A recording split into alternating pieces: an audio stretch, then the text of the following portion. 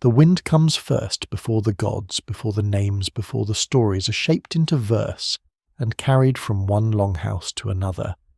It moves over black water and iron-coloured cliffs, over fjords, where the sea looks deep enough to hide the beginning of the world, over farmsteads clinging to narrow strips of soil between mountain and storm.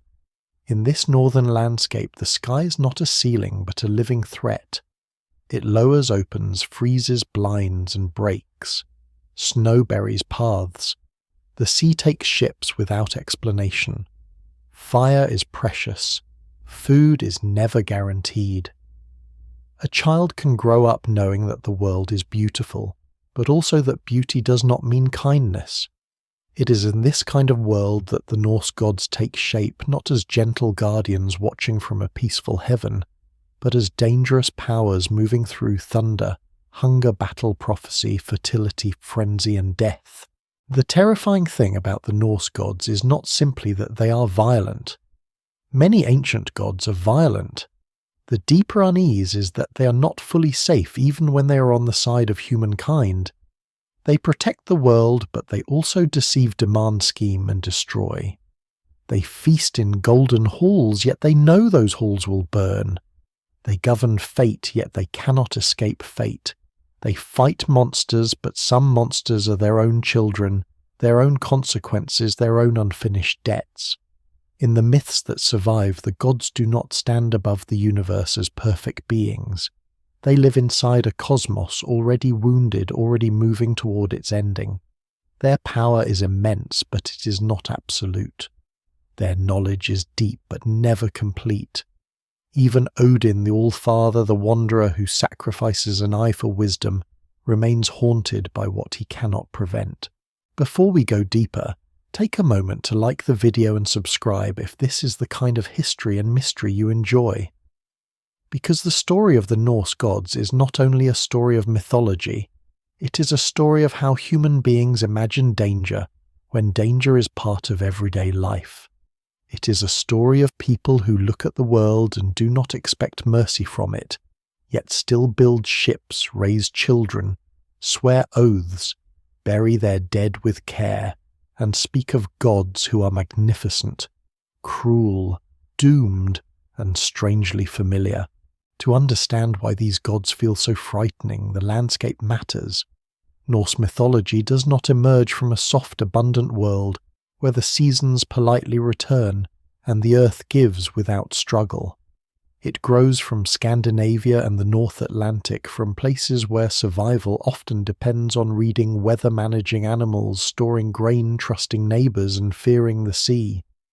The Viking Age, roughly from the late 8th to the 11th century, is the best-known period connected with Norse belief, but the roots go deeper into Germanic and Scandinavian traditions that existed long before raiders appeared on the coasts of England, Ireland, and Francia.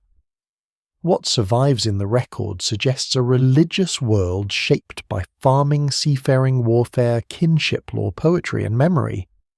It is not a single, fixed doctrine. It is a living tradition changing across regions and centuries, carried mostly by spoken word rather than scripture. This is important because the Norse gods were not originally characters in books.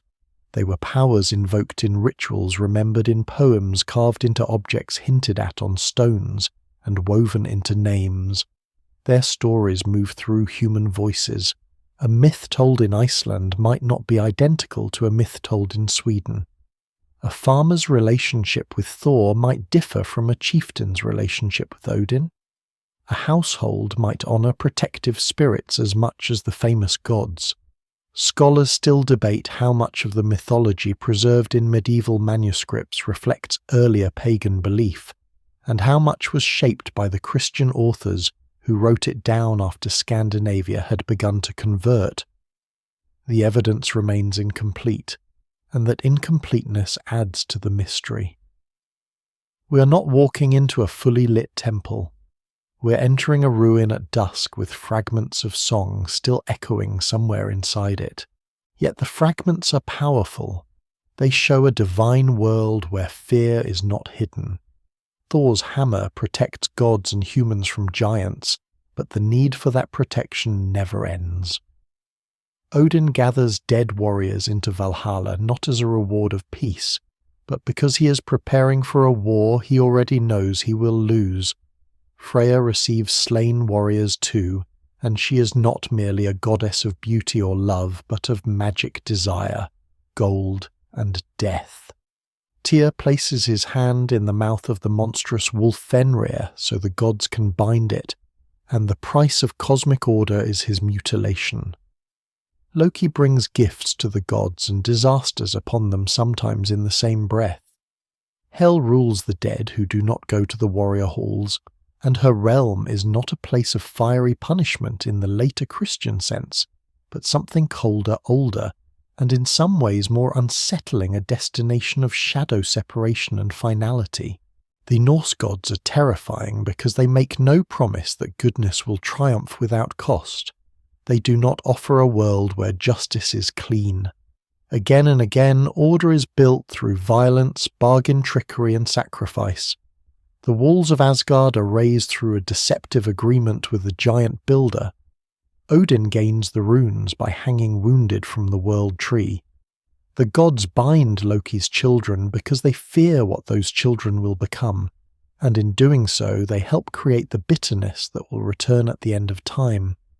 No single explanation fully accounts for the emotional force of these stories, but one reason they endure is that they refuse to make existence simple.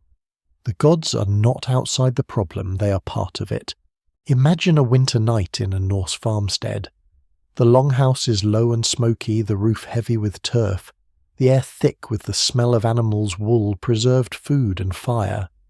Outside darkness presses close. The people inside are not sitting in a fantasy world.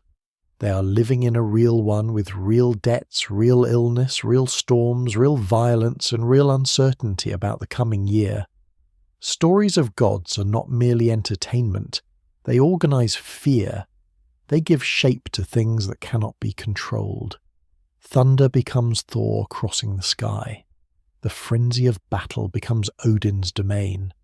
Sudden betrayal can be imagined through Loki. The dead remain near in mounds and memory. Fate is not an abstract idea. It is the sense that life has threads already being twisted by forces beyond human sight. One lesser known and revealing detail is how often Norse religion seems to blur the line between the sacred and the practical. A hammer amulet is not just a symbol of belief, it may also be worn as protection. A ship burial is not only a display of wealth, it may prepare a person for a journey beyond death, or proclaim status to the living, or both. A feast is not only a meal, it can bind people to gods, ancestors, and rulers. Even names matter. Place names across Scandinavia preserve traces of gods and cult sites, suggesting that divine presence was mapped onto ordinary landscapes. A grove, a field, a hill, or a settlement could carry sacred meaning. The world was not divided neatly into religion over here and daily life over there. The gods were threaded through weather law, marriage, harvest, battle poetry, and the dangerous pride of families. This makes the Norse divine world feel close sometimes, too close. The gods are not sealed away. Odin may appear as a traveller old and one-eyed, testing hospitality or stirring conflict. Thor is felt in the storm. Freya is connected to fertility and prosperity. The land itself seems crowded with beings, elves, dwarfs, spirits, giants, ancestors, and the restless dead. To modern eyes, mythology can look like a collection of colourful tales, but to the people who lived with these traditions, the unseen world had consequences.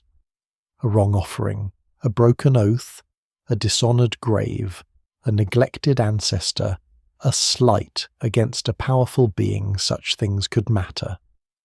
The evidence does not allow us to reconstruct every belief with certainty, and scholars still debate the details of ritual practice, but the surviving record points toward a world in which invisible relationships were taken seriously, And then there is the greatest terror of all: the gods know they will die. This separates Norse mythology from many other divine systems. The gods are mighty, but they are not immortal in the comforting sense. They age unless renewed by the apples of Idun. They bleed, they can be wounded, they can lose. Their enemies are not temporary obstacles, but ancient powers waiting for the moment when bonds break. The wolf Fenrir will open his jaws against Odin. The Midgard serpent will rise from the sea. The fire giant Surtur will come with flame. The sun will be swallowed. The world tree itself will tremble. Ragnarok is not a minor episode at the edge of the tradition. It casts its shadow backward over everything. Every feast in Asgard is bright because it is temporary. Every victory matters because it cannot last forever. That is why the Norse gods are not simply frightening monsters from old stories. They are terrifying in a more profound way. They show a universe where courage exists without guaranteed rescue, where wisdom requires suffering, where power creates consequences, and where even divine beings live under the weight of time. For the people of the North, such stories may have reflected the hard truth of their environment and society.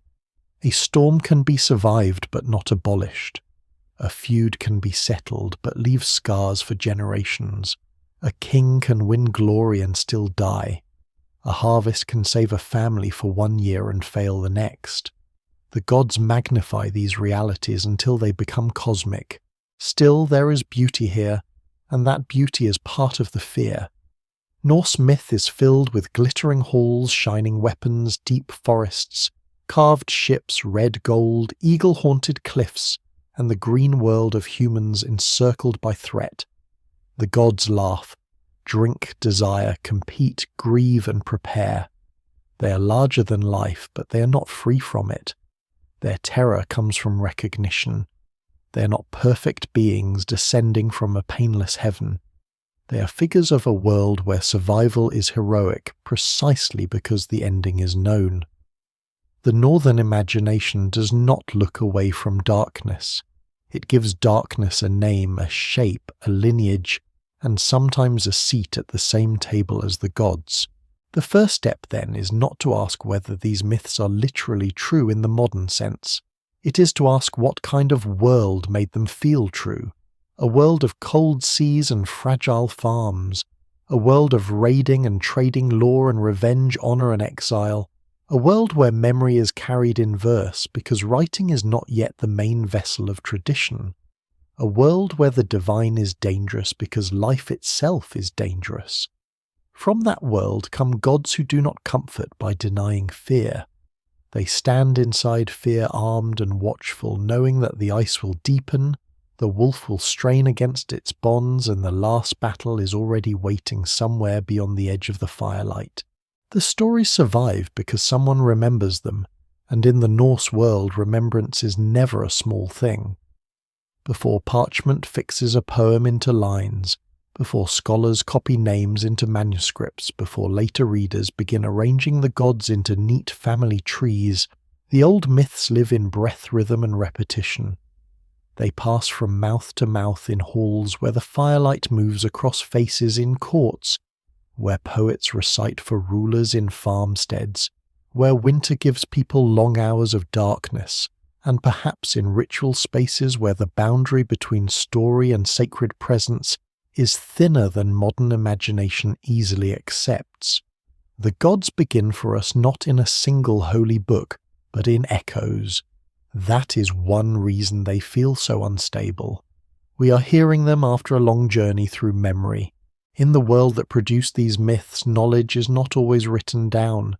It is stored in names, formulas, kennings, genealogies, landscapes, objects, and performances. A skilled poet can preserve a story by binding it to meter, alliteration, and image. A carved stone can hold a scene without explaining it. A place name can remember a god long after the ritual once performed there has vanished. A small pendant shaped like Thor's hammer can be buried in the earth and wait for a future age to wonder whether it was worn as protection identity. devotion, fashion, resistance, or all of these at once.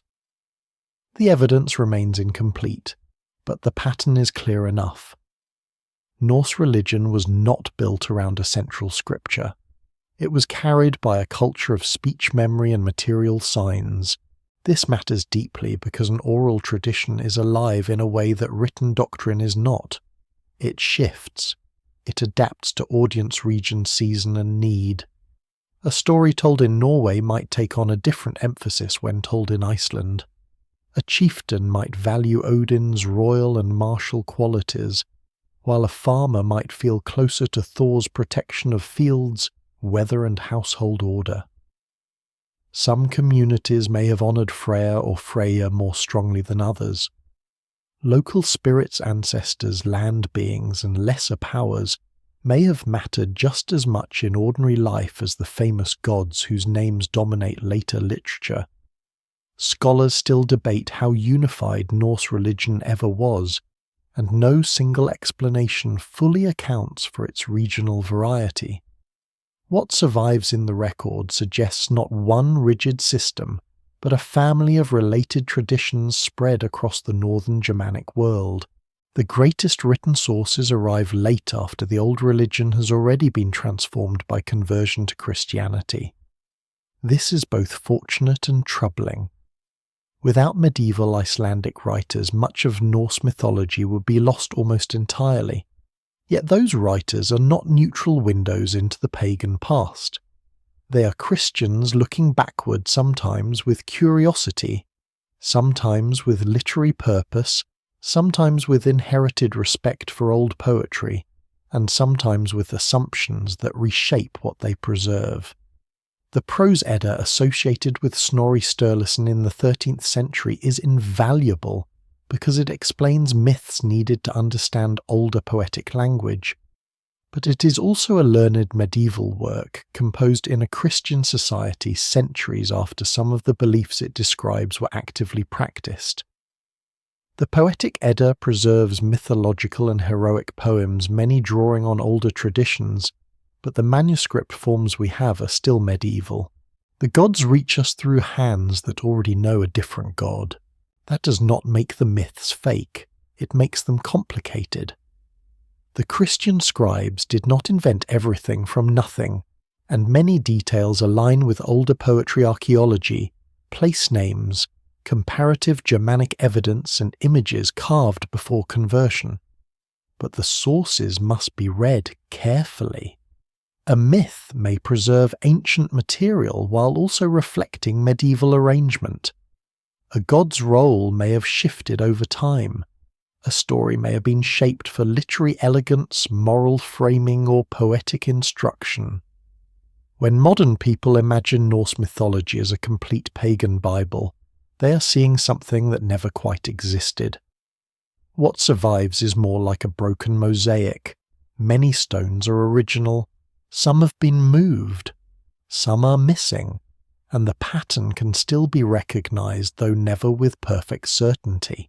Archaeology adds another kind of evidence, one that does not speak in full sentences. Graves, amulets, weapon deposits, rune stones, cult buildings, animal bones, feasting remains, and carved images all help anchor the myths in real lives. A hammer pendant may suggest devotion to Thor, especially during the conversion period, when Christian crosses and pagan symbols sometimes appear in the same cultural landscape. Ship burials reveal ideas about status, journey, memory, and death, though they do not explain every belief behind the ritual. The Great Burial at Oseberg, with its richly furnished ship and carved animal art, gives a glimpse of elite ceremonial life, but it does not come with a simple label telling us which gods were invoked. At sites such as Upokra or Leisure, traces of halls, ritual activity, and elite power suggest that religion and politics were deeply connected. Yet archaeology always asks us to be humble. A splendid object can prove that someone valued beauty and symbolism. It cannot always tell us exactly what prayer was spoken over it. There are also images that seem to match known myths. A figure fishing with a giant serpent may recall Thor's encounter with the Midgard serpent. A bound figure may suggest Lokian punishment, though interpretations remain debated. A rider entering a hall may evoke heroic or divine scenes. These images are tantalizing because they show that mythic stories circulated visually as well as orally. But they also warn against overconfidence. Not every strange carving is a god. Not every animal is a cosmic monster. The past is full of symbols whose meanings were obvious to their makers and opaque to us. The evidence remains incomplete and careful. Scholars often have to choose between several plausible readings rather than one certain answer. The conversion of Scandinavia changes everything, but not all at once. Christianity does not fall over the north like a curtain in a single year. It arrives through trade, kingship missions, diplomacy, marriage, violence law, and gradual social change. Some rulers embrace it for political reasons as much as spiritual ones. Some communities resist. Some combine old and new symbols for a time. In this long transition, the memory of the old gods does not disappear immediately. It becomes poetry, folklore, learned history, family identity, local custom, and sometimes a warning. Old sacred places may be reinterpreted. Old stories may be retold with new meanings. The gods survive partly because the culture that replaces them still finds them too powerful, too useful, or too beautiful to erase. One surprising detail is that much of what people today call Norse mythology is preserved most richly in Iceland, a land settled comparatively late by Norse-speaking people, and converted to Christianity around the year 1000. Iceland's isolation, strong literary culture and interest in genealogy and poetry helped preserve old material with unusual depth. Yet Iceland is not the whole Norse world. The old religion also belonged to Norway, Sweden, Denmark, the Faroes, Greenland, and Norse communities spread across the North Atlantic and beyond. The Icelandic texts are precious, but they are not a complete map of Scandinavian paganism. They are a powerful surviving lens, and like all lenses, they sharpen some things while distorting or excluding others. This is why the terrifying Norse gods must be approached through layers. There is the mythic layer where Odin rides, Thor strikes Loki schemes, and Ragnarok waits. There is the social layer where people use stories to think about kingship on a feud, fertility, gender, death, and survival. There is the archaeological layer made of objects and places that show religion embodied in daily life. There is the manuscript layer where Christian-era writers preserve pagan material in literary form. And beneath all of it is the older Indo-European and Germanic inheritance with deep patterns of sky gods, storm gods, sacred twins, cosmic trees, monstrous serpents, and world-ending conflict. Scholars still debate how far these patterns can be traced, and how much is shared inheritance rather than later resemblance, but the deep roots are hard to ignore. The gods come to us then not as clean museum pieces, but as weathered figures emerging from fog. Their outlines are strong, but their edges flicker. Odin is a god of wisdom, but also death poetry, kingship magic and terror. Thor is a protector, but also a violent force. Freya is desire and wealth, but also battle and sorcery. Loki is companion and enemy, problem and solution. Even the act of preserving them has changed them. Each manuscript, each translation, each modern retelling pulls them into a new world. Yet something old remains in their faces, the memory of a people who understood that the sacred was not always comforting, that the unseen world could be generous and dangerous at the same time, and that stories were strong enough to carry fear across centuries. So before the gods can be followed into their halls, their realms, and their final war, it is necessary to remember how fragile their survival really is. They have crossed from voice to parchment, from ritual to literature, from belief to memory, from local cult to global imagination. They have passed through Christian pens, archaeological silence, scholarly debate, nationalist misuse, popular reinvention, and still they retain their ancient unease. They are not terrifying only because of what they do in the myths. They are terrifying because they arrive from a world we cannot fully recover, speaking through fragments, asking us to listen carefully, and reminding us that the past is never as dead as it looks. If the Norse gods feel dangerous, it is partly because the world they inhabit is dangerous at its very foundation. Their universe is not a calm arrangement of heaven above and earth below. It is a living structure rooted in darkness, watered by mystery, crowded with beings, and held together by forces that never stop pulling against one another. At its centre stands Yggdrasil, the great world tree, immense beyond ordinary measure, rising through the seen and unseen places of existence. Its branches reach into divine realms, its roots stretch into depths where wells serpents giants, and the dead remain close to the sources of fate. It is not simply scenery. It is the spine of reality, and like so much in Norse myth, it is magnificent, sacred, and under attack. Yggdrasil gives the Norse cosmos a shape that feels organic rather than mechanical. The universe is not built like a palace with fixed rooms and polished walls. It grows like a tree, and therefore it can be wounded, it can shake, it can decay. Creatures feed upon it. A dragon or serpent gnaws at its roots. Deer browse among its branches. An eagle sits high above. A squirrel carries bitter messages between top and bottom, turning the world tree itself into a channel of tension and insult. These strange details can sound almost playful at first, but beneath them is a darker image. The entire cosmos survives in a state of constant strain. Creation is not finished and secure. It must endure damage every day. Around and within this tree are the worlds often called the 9 realms, though the exact list is not as simple as modern diagrams suggest. Popular images show a tidy cosmic map with each realm placed like a labelled country. The surviving sources are less systematic. They name worlds of gods, humans, giants, elves, dwarfs, fire, mist, and the dead, but they do not always present them in one fixed chart. Scholars still debate how the 9 worlds were imagined and whether different poets pictured them differently. What survives in the record suggests a cosmos organized by relationship and opposition more than by geography.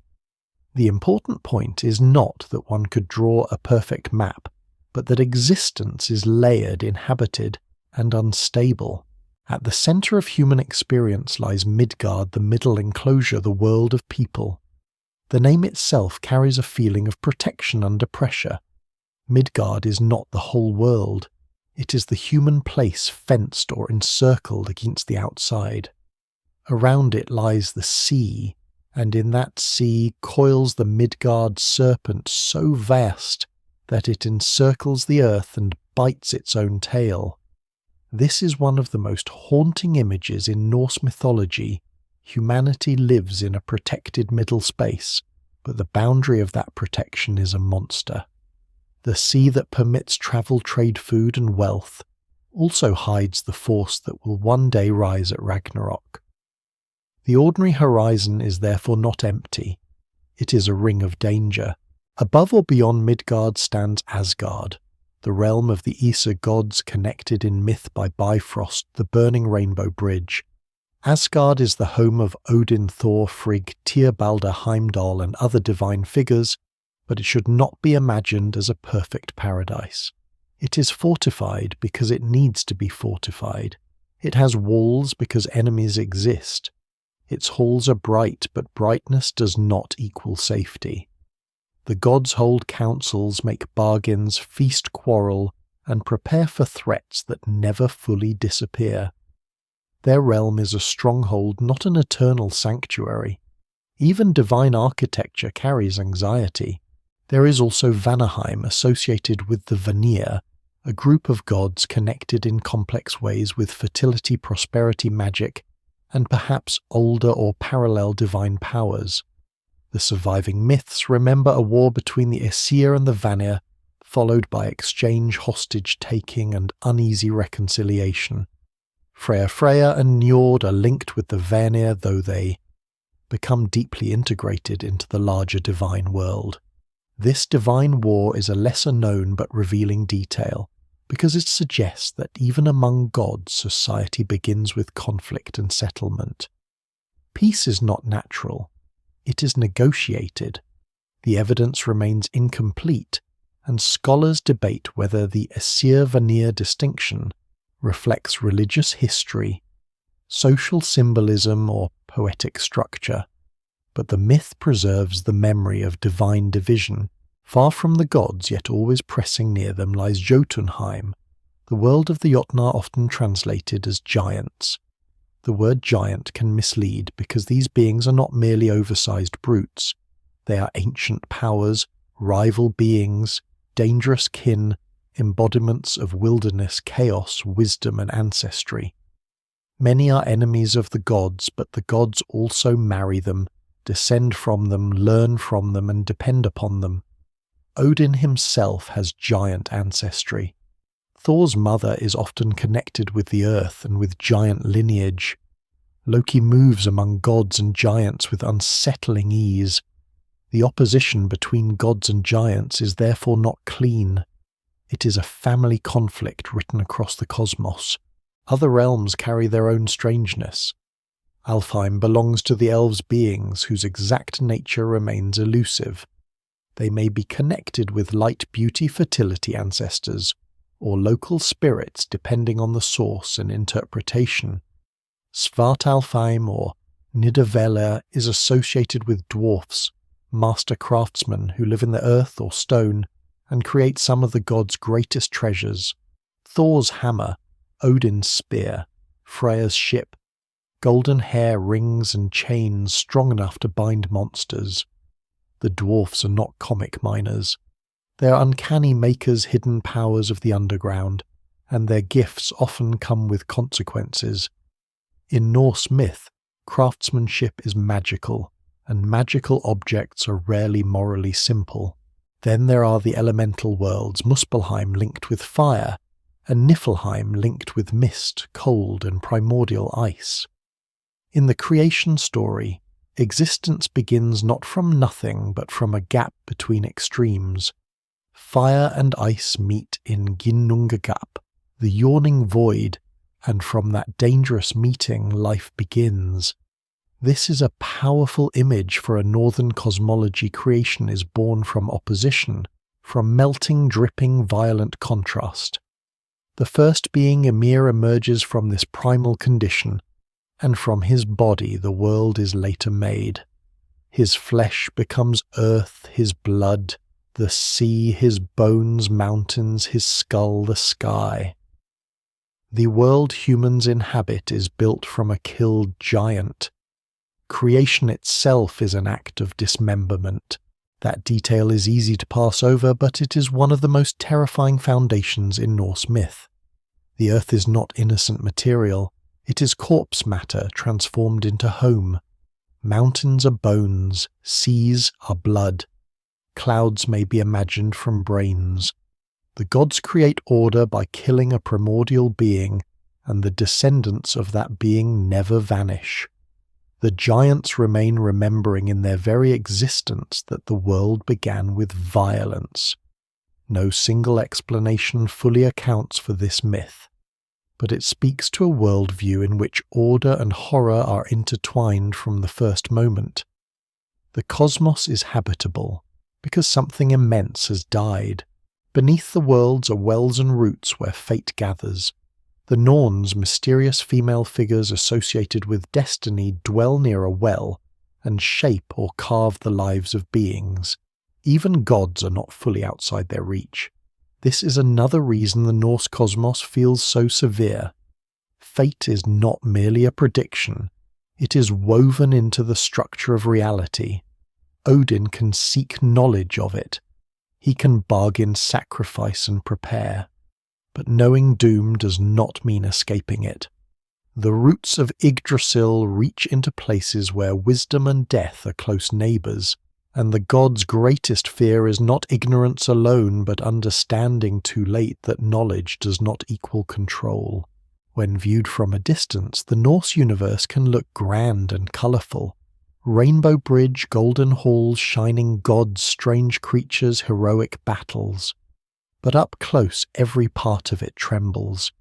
Human beings live in an enclosure surrounded by sea and serpent. The gods live in a fortress that will fall. The giants are enemies and relatives. The dead have roads of their own.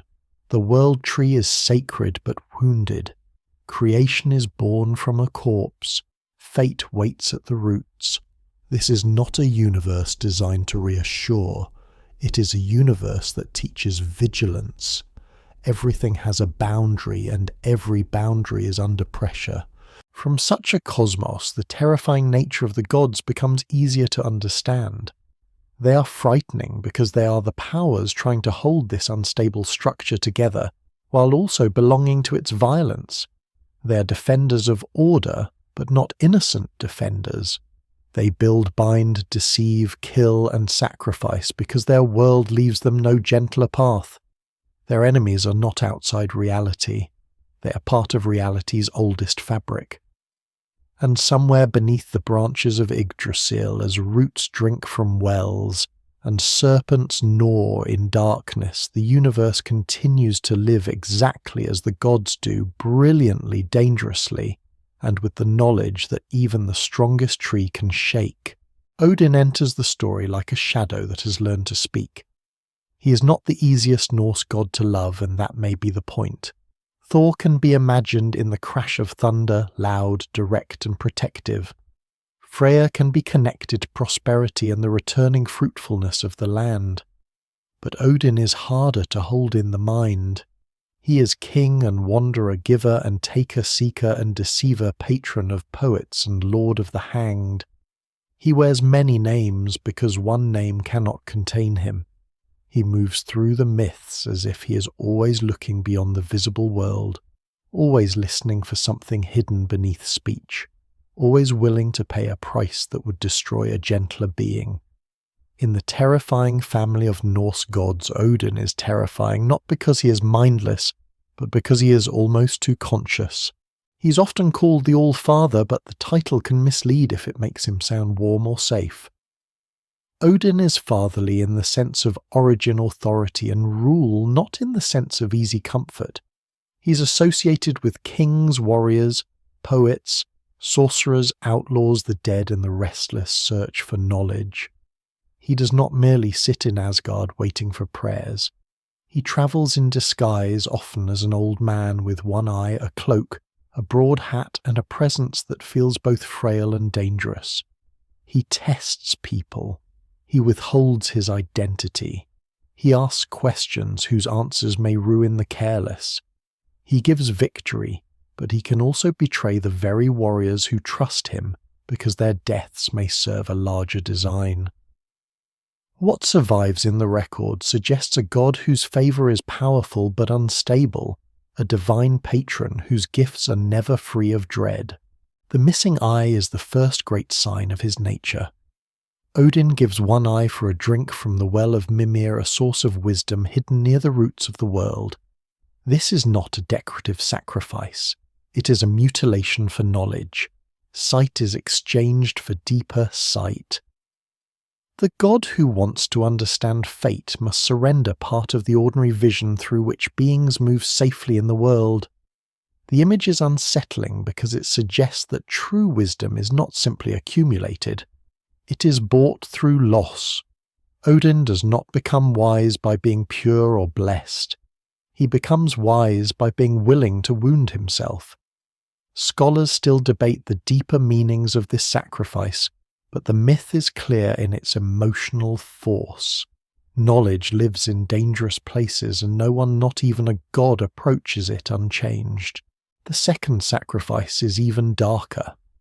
Odin hangs upon the world tree wounded by a spear given to himself, suspended for 9 nights in a state between life and death. From that ordeal he wins the runes, signs of power language, magic and hidden knowledge. This scene makes Odin unlike a simple ruler of heaven. He is the god who sacrifices himself to himself, the seeker who becomes both victim and priest. The tree that holds the cosmos becomes his gallows. The runes do not come as a gentle revelation. They are seized from suffering. In this myth, language itself has a frightening origin. The signs that can carve memory, fate, spell and power are born from pain. The evidence remains incomplete regarding exactly how runic practice was understood in all Norse communities, but the link between writing magic and sacred force appears again and again.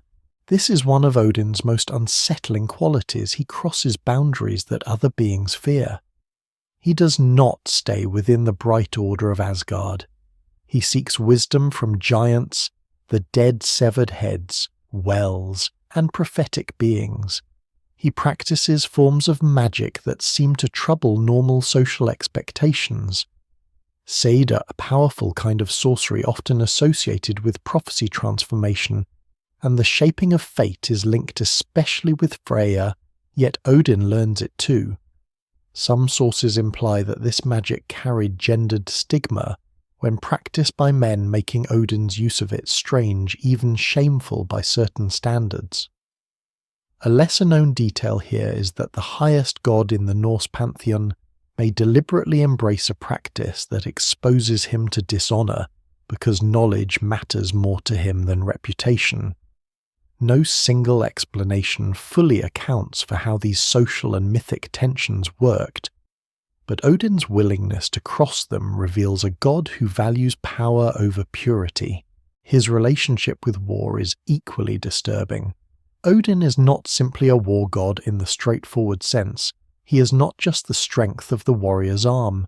He is battle-frenzy strategy, terror, elite violence, and the strange selection of the slain.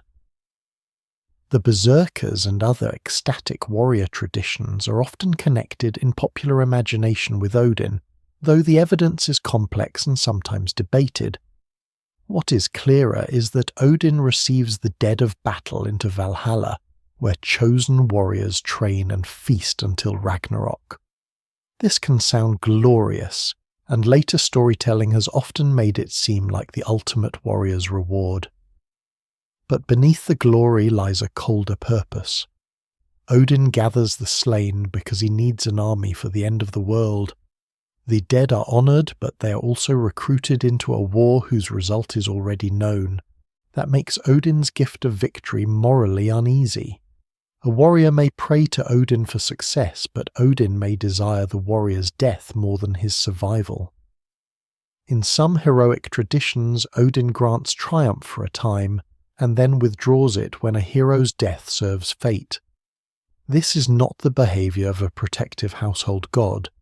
It is the behaviour of a strategist playing a game whose board is larger than any one human life. To be favoured by Odin is therefore dangerous. His attention can raise a person into fame, poetry, kingship and legend, but it can also mark that person for sacrifice. His gifts shine, but they cast long shadows. Odin's connection to poetry reveals another side of this danger. He wins the meed of poetry through cunning, seduction, transformation, and theft. The myth is strange and vivid. The sacred drink that grants poetic inspiration is hidden among giants, and Odin obtains it not through open battle, but through deception and shape-shifting. Poetry in this view is not polite ornament, it is stolen power. It can preserve fame, curse enemies, encode knowledge, and make the dead speak across generations. The Skald, the court poet, holds a dangerous craft because words shape memory. In a world where reputation can outlive the body, poetry becomes a kind of immortality, and Odin is its uneasy patron. He gives inspiration, but inspiration comes from a god who lies when he must. His animals deepen the atmosphere around him. The ravens Hugin and Munin fly across the world and bring him news. Their names are often understood in connection with thought and memory, which means Odin's awareness depends on forces of mind that leave him each day and return. His wolves, Jerry and Freaky, sit near him, linking him to hunger predation, and the battlefield where wolves and ravens feed after slaughter. His 8-legged horse, Sleipnir, born from one of Loki's most bizarre transformations, carries him between worlds even toward the realm of the dead. Odin is surrounded not by harmless symbols, but by creatures of intelligence, appetite, death, and boundary crossing. Even his companions suggest that his wisdom is fed by what others fear to look at, and yet Odin is not evil in any simple sense. To call him evil would flatten him into something smaller than the myths allow. He protects Asgard. He seeks knowledge to delay or understand catastrophe. He fathers gods and heroes. He gives human beings gifts of breath, mind, and spirit in some creation traditions. He is necessary. But necessity is not the same as kindness. Odin embodies the frightening idea that civilization may depend on powers that cannot be made morally clean. Kingship requires strategy. War requires deception. Poetry requires possession by forces beyond ordinary reason. Wisdom requires sacrifice. The dead must be remembered, but memory itself can be used to command the living. Odin gathers these tensions into one one-eyed face. The terror of Odin lies in the cost of knowing. He is the god who cannot stop searching even when every discovery confirms the doom ahead. He knows that Fenrir waits. He knows that Ragnarok approaches. He knows that the warriors in Valhalla will not be enough. Still, he prepares questions, bargains, and listens. There is something almost tragic in this, but it is not a soft tragedy. It is the tragedy of a ruler who sees the storm coming and chooses methods that make him feared as much as revered. Odin does not offer safety from fate. He offers a sharper awareness of it, and sometimes that awareness is the most terrifying gift of all. By the time his figure settles fully into view, the Norse cosmos feels darker than before. The world tree has roots in death, the human world is circled by a serpent, and at the centre of divine power sits a god who has traded an eye, hanged himself for runes, stolen poetry, courted the dead, and gathered warriors for a doomed last stand. Odin is not the god one calls upon lightly. He is the presence at the edge of the firelight, the old wanderer whose question may uncover a secret, whose blessing may become a death sentence, and whose wisdom reminds the world that some truths are paid for in blood. Thor arrives differently from Odin. He does not slip through the world like a hidden thought or a disguised old man testing the wisdom of kings. He comes with weather. He comes with weight. He comes with the sound of wheels in the sky, the flash of a hammer raised against the edge of the known world, and the deep human relief of hearing thunder and imagining that something powerful is standing between the farmstead and the dark. In the Norse imagination, Thor is not subtle, and his lack of subtlety is part of his power. He is the god people can picture when the clouds split open, when mountains seem to shake, when the air turns electric, and when danger needs to be met not with riddles, but with a blow strong enough to break stone. Yet Thor's simplicity can be misleading. He is often remembered as the great defender of gods and humans, the enemy of giants, the wielder of Mjolnir, and in many ways that is true. But he is not merely a friendly strongman in the heavens. He is a violent force of protection, and violence remains violence even when it is turned against monsters. The world that needs Thor is a world already surrounded by threat. His hammer is precious because the boundary can fail. His strength matters because Asgard is not safe. Midgard is not safe, and the powers outside the enclosure are not imaginary. Thor is comforting only in the way a fortress wall is comforting. It reassures because it admits that enemies are real. His hammer Mjolnir is one of the most recognizable objects in Norse mythology, but its meaning is deeper than a weapon. It is breaker and blesser, destroyer and sanctifier. It crushes giants, but it also appears in contexts of protection, consecration and social order.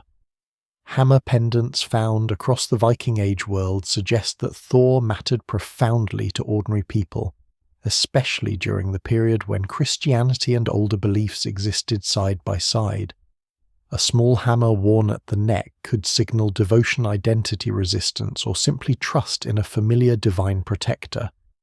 The evidence remains incomplete, and every pendant cannot be interpreted in one single way, but the sheer spread of the symbol shows that Thor's presence was not confined to elite poetry.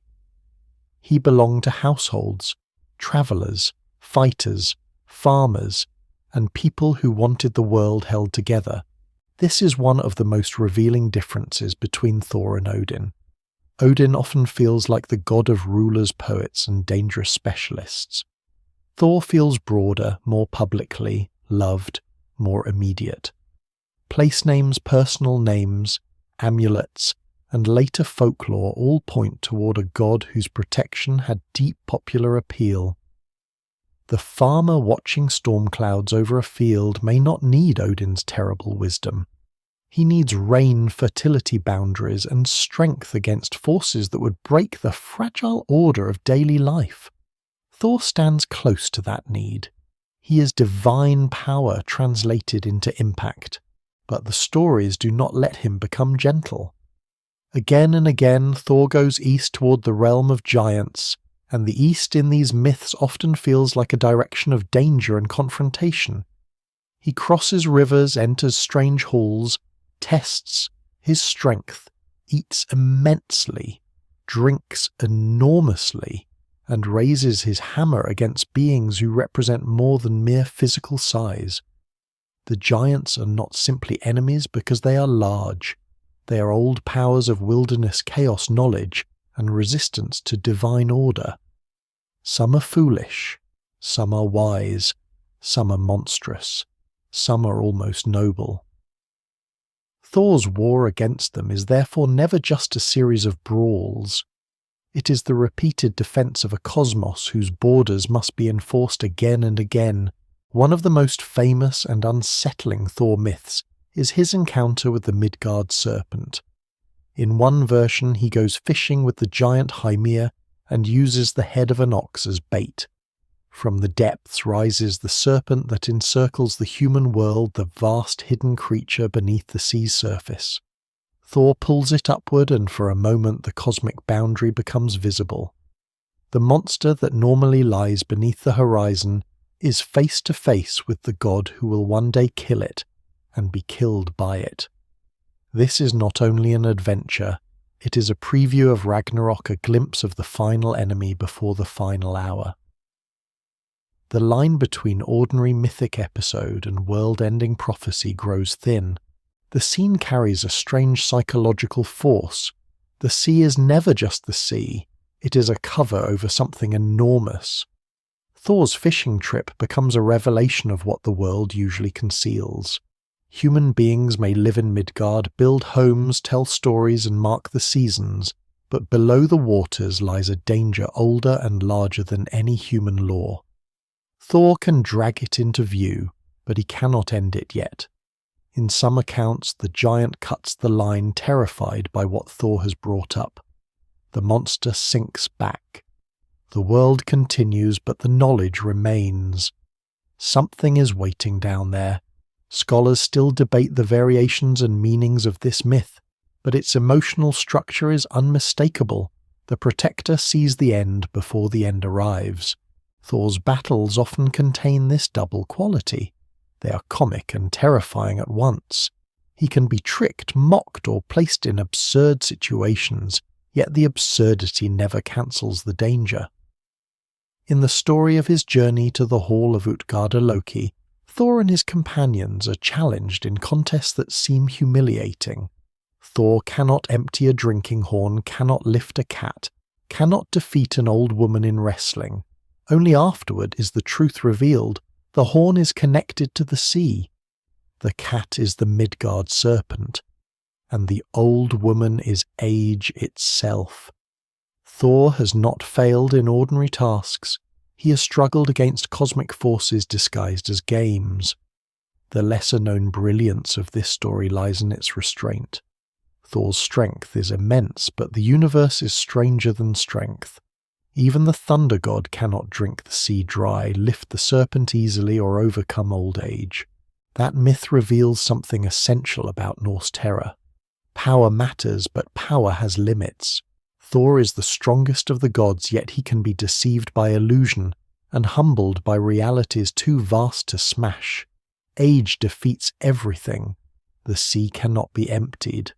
The serpent cannot yet be removed. What looks like comedy is really a lesson in scale. The gods are mighty, but they are still inside the universe, not above it.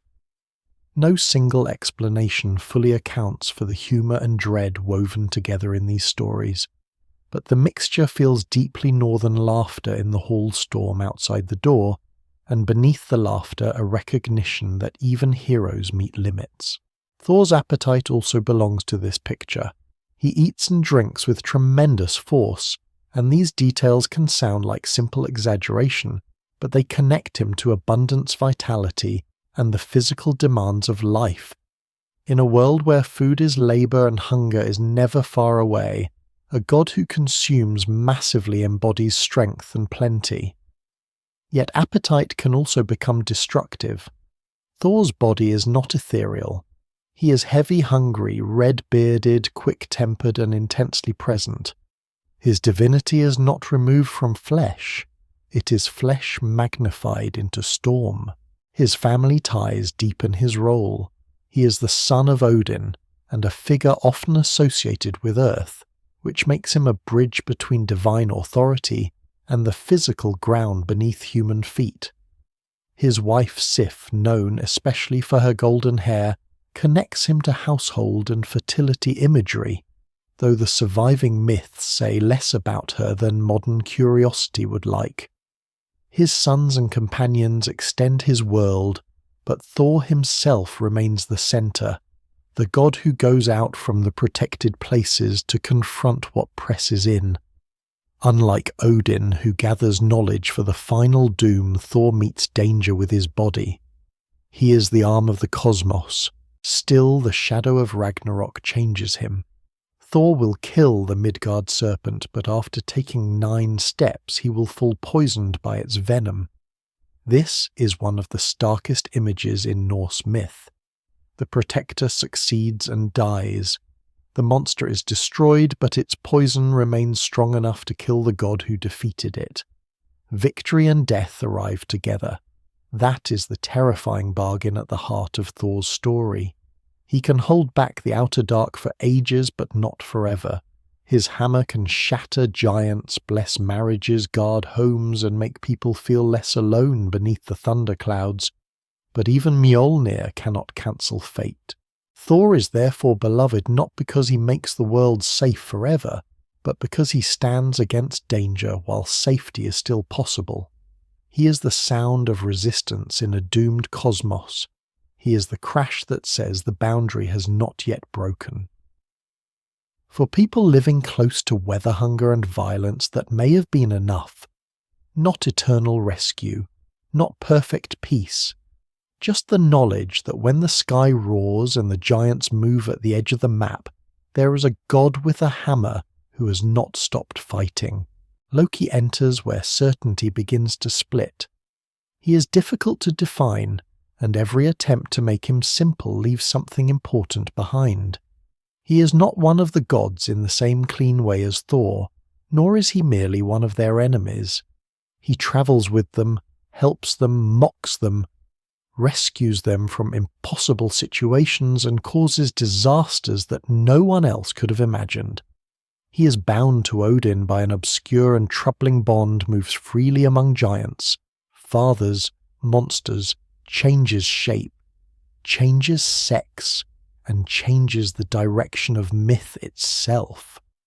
In the terrifying world of the Norse gods, Loki is the crack in the wall that first looks harmless, then lets in the cold. Part of his danger lies in usefulness.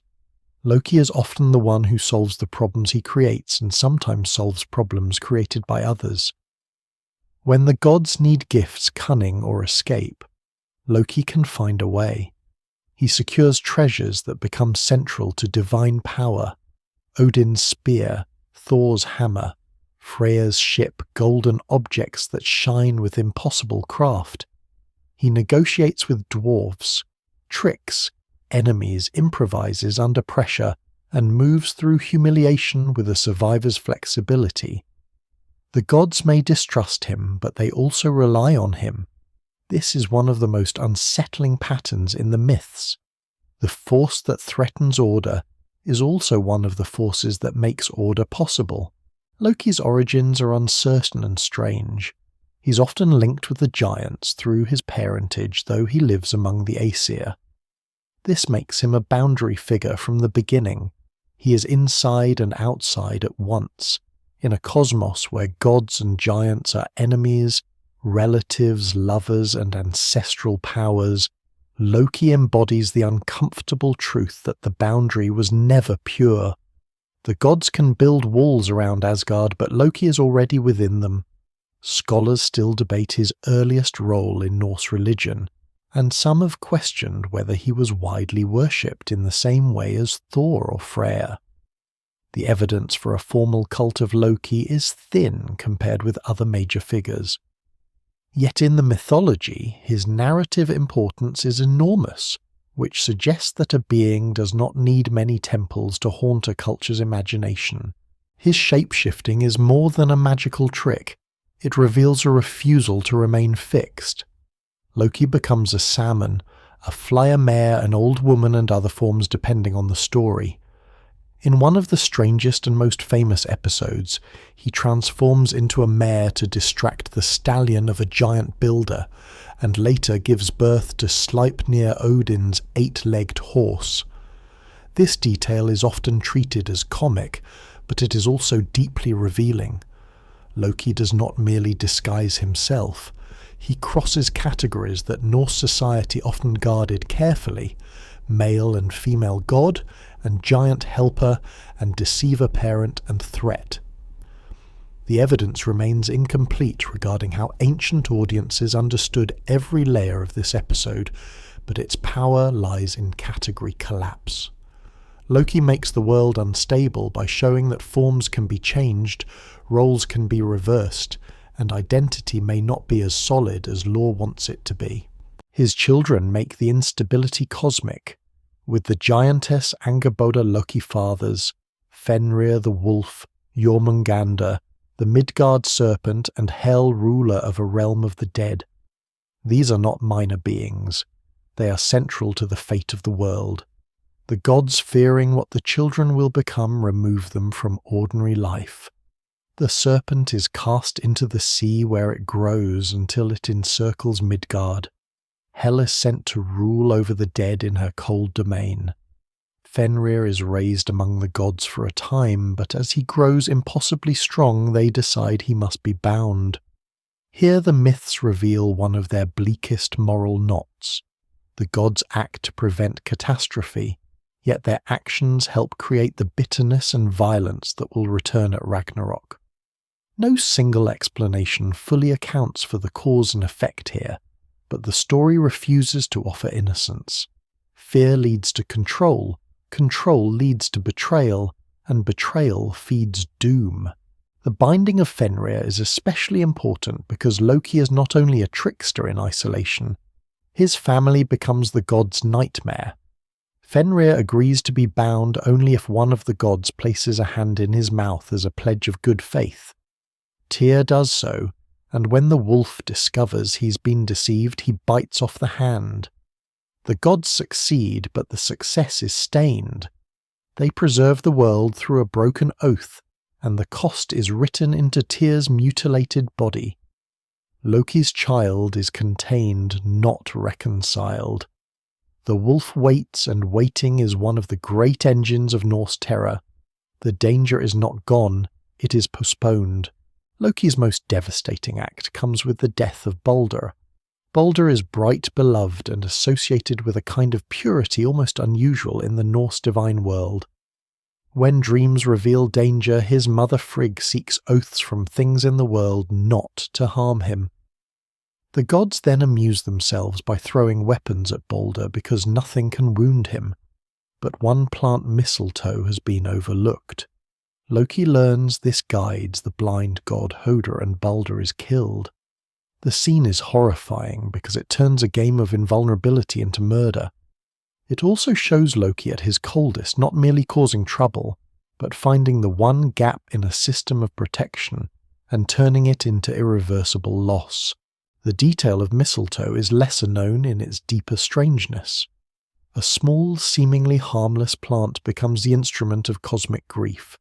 The myth does not choose a sword forged in darkness or a monstrous claw. It chooses what was overlooked. This is Loki's genius and terror. He notices omissions, he lives in loopholes. He understands that no wall is perfect if one tiny thing has been forgotten. Balder's death is not only the death of a god, it is the proof that even the most careful attempt to secure the future can fail through a detail dismissed as too small to matter.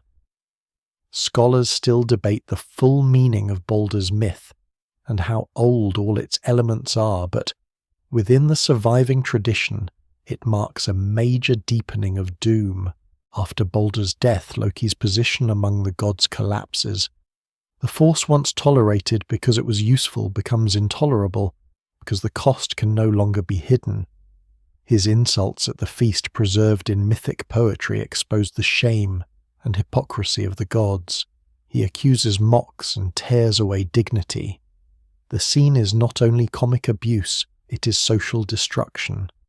In a whole culture where reputation matters intensely, Loki uses speech like a blade. He reveals what others want covered. That is another form of terror. Violence can kill bodies, but words can rot the bonds that hold a community together. His punishment is brutal. Loki is bound beneath a serpent whose venom drips onto him. His wife Sigyn catches the venom in a bowl, but when she turns away to empty it, drops strike his face, and his writhing causes earthquakes. The image is intimate and cosmic at once, a bound figure in agony, a loyal wife with a bowl poison falling in darkness, the earth shaking from pain. This is not clean justice. It is torment, and like the binding of Fenrir, it does not end the danger. It stores it. Loki remains bound only until the final breaking. At Ragnarok he will be free, and he will return not as troublesome companion but as enemy. The terror of Loki is that he shows the gods' world failing from within. Thor fights outer threats. Odin searches for hidden knowledge. But Loki reveals that no fortress can survive if contradiction lives inside its own foundations. The gods need cunning, but cunning corrodes trust. They need boundaries, but their own families cross those boundaries. They punish monsters, but the punishments become future wars. They rely on Loki until they cannot, and by then the damage is woven too deeply into fate. Loki endures in the imagination because he is not merely evil. A purely evil figure would be easier to dismiss. Loki is funny, clever, wounded, useful, cruel, necessary, and catastrophic. He is the uncomfortable knowledge that disorder is not always outside the gate. Sometimes it sits by the fire, speaks beautifully, solves a problem, and waits for the moment when everyone realizes the price. In the long movement toward Ragnarok, Loki is the laugh that becomes a scream, the helper who becomes the betrayer, and the crack through which the end of the gods first begins to breathe. Freya enters the Norse world with a different kind of danger. She's not terrifying in the same way as Odin, whose wisdom feels like a wound, or Thor, whose protection shakes the sky, or Loki, whose cleverness opens hidden fractures. Freya's power is warmer on the surface, brighter, closer to desire, beauty, fertility and wealth. But in Norse myth, the beautiful is rarely harmless. Gold attracts envy. Desire unsettles judgment. Fertility belongs to life, but life is always shadowed by death. Magic gives knowledge, but knowledge changes the person who receives it. Freya stands at the meeting point of these forces, and that is why she is one of the most fascinating and unsettling figures in the northern divine world. She's associated with the Vanir, the divine group linked to fertility, prosperity, and perhaps older or parallel forms of sacred power. After the war between the Aesir and Vanir, she comes into the wider community of gods, along with figures such as Freya and Njord. That movement matters because Freya seems to carry into Asgard something both needed and feared. She brings abundance, attraction, and magical knowledge, but she also brings the kind of power that cannot be fully controlled by warrior law or kingly authority. If Odin seeks knowledge through sacrifice, Freya possesses a knowledge tied to transformation, prophecy, desire, and the hidden currents of fate. What survives in the record suggests that she is not simply a goddess of love in the narrow modern sense. She is far more dangerous than that. The jewel most famously connected with her is Brisingamen, a magnificent necklace of gold or shining craft, and it is one of those mythic objects that seems to gather meanings without surrendering all of them. It speaks of beauty, status, sexuality, wealth, and perhaps sovereignty. The surviving stories around it are fragmentary and shaped by later sources, so scholars still debate how much can be confidently reconstructed. Yet the object's symbolic force is unmistakable. Freya's beauty is not passive. It has weight in the world. It provokes bargains, theft, longing, and conflict. Gold in Norse literature is never only decoration. It carries memory, greed, inheritance, blood price, and doom. To be adorned in gold is to shine, but also to draw eyes that may not wish one well. Freya is desired by giants again and again, and this recurring pattern reveals something important about the divine order. The giants do not merely want to destroy the gods, they often want access to what the gods possess: beauty, fertility, sunlight, divine brides, sacred objects, and the forces that keep the world alive. In the myth of the stolen hammer, the giant Thrym demands Freya as his bride in exchange for returning Mjolnir. The gods are horrified, and Freya's anger is so fierce that the hall trembles and her necklace breaks or strains under the force of it. The episode is often remembered for Thor's comic disguise as a bride, but Freya's refusal is no small detail. She's not a prize to be handed across cosmic boundaries. Her body, her consent, and her power are treated as matters of cosmic consequence. That story also shows the fear surrounding female divine power. The loss of Thor's hammer endangers the gods, but the proposed solution is to trade Freya into the giant world. Her refusal forces another path, one involving disguise, humiliation, and violent recovery. Beneath the humour lies a serious anxiety. The worlds are held apart, partly through control over marriage, sexuality, and exchange. A divine woman's movement into the wrong hands could become a cosmic crisis. No single explanation fully accounts for the gender politics of these myths, but they repeatedly show that desire is not private. It can threaten boundaries, alliances, and the stability of worlds. Freya's association with Seda deepens the unease. Seda is one of the most mysterious forms of magic in Norse tradition, linked with prophecy, fate, transformation, and perhaps the manipulation of events before they fully unfold. The sources suggest that Freya teaches this art to Odin, which is remarkable detail. The great god of wisdom learns from her. That reverses any simple hierarchy in which Odin holds all knowledge and other gods merely serve his rule. Freya possesses a form of power that even Odin wants. But Seda also appears to carry social tension, especially when practiced by men. It may have been associated with behaviours or roles considered unmanly in certain Norse contexts, though the evidence remains complex and debated. In Freya's hands, however, it is not shameful. It is part of her authority. This makes Freya frightening in a subtle way. She knows things that warriors cannot learn by strength and kings cannot command by decree. Seda reaches into the hidden fabric of becoming. It is not the hammer blow after danger appears. It is the sense that danger is already forming in the unseen. A seeress or vulva could hold enormous ritual and social importance, travelling between communities, entering trance and speaking of fate. Archaeological finds of graves, interpreted by some scholars as belonging to ritual specialists, sometimes with staffs or unusual objects, have encouraged discussion about the real-world practice behind the literary descriptions. Yet caution is necessary. A staff in a grave does not automatically prove every detail of later saga magic.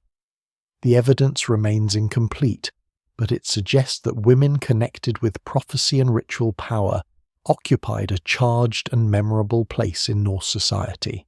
Freya is also tied to death, and this is where the modern image of her as only a love goddess collapses most completely.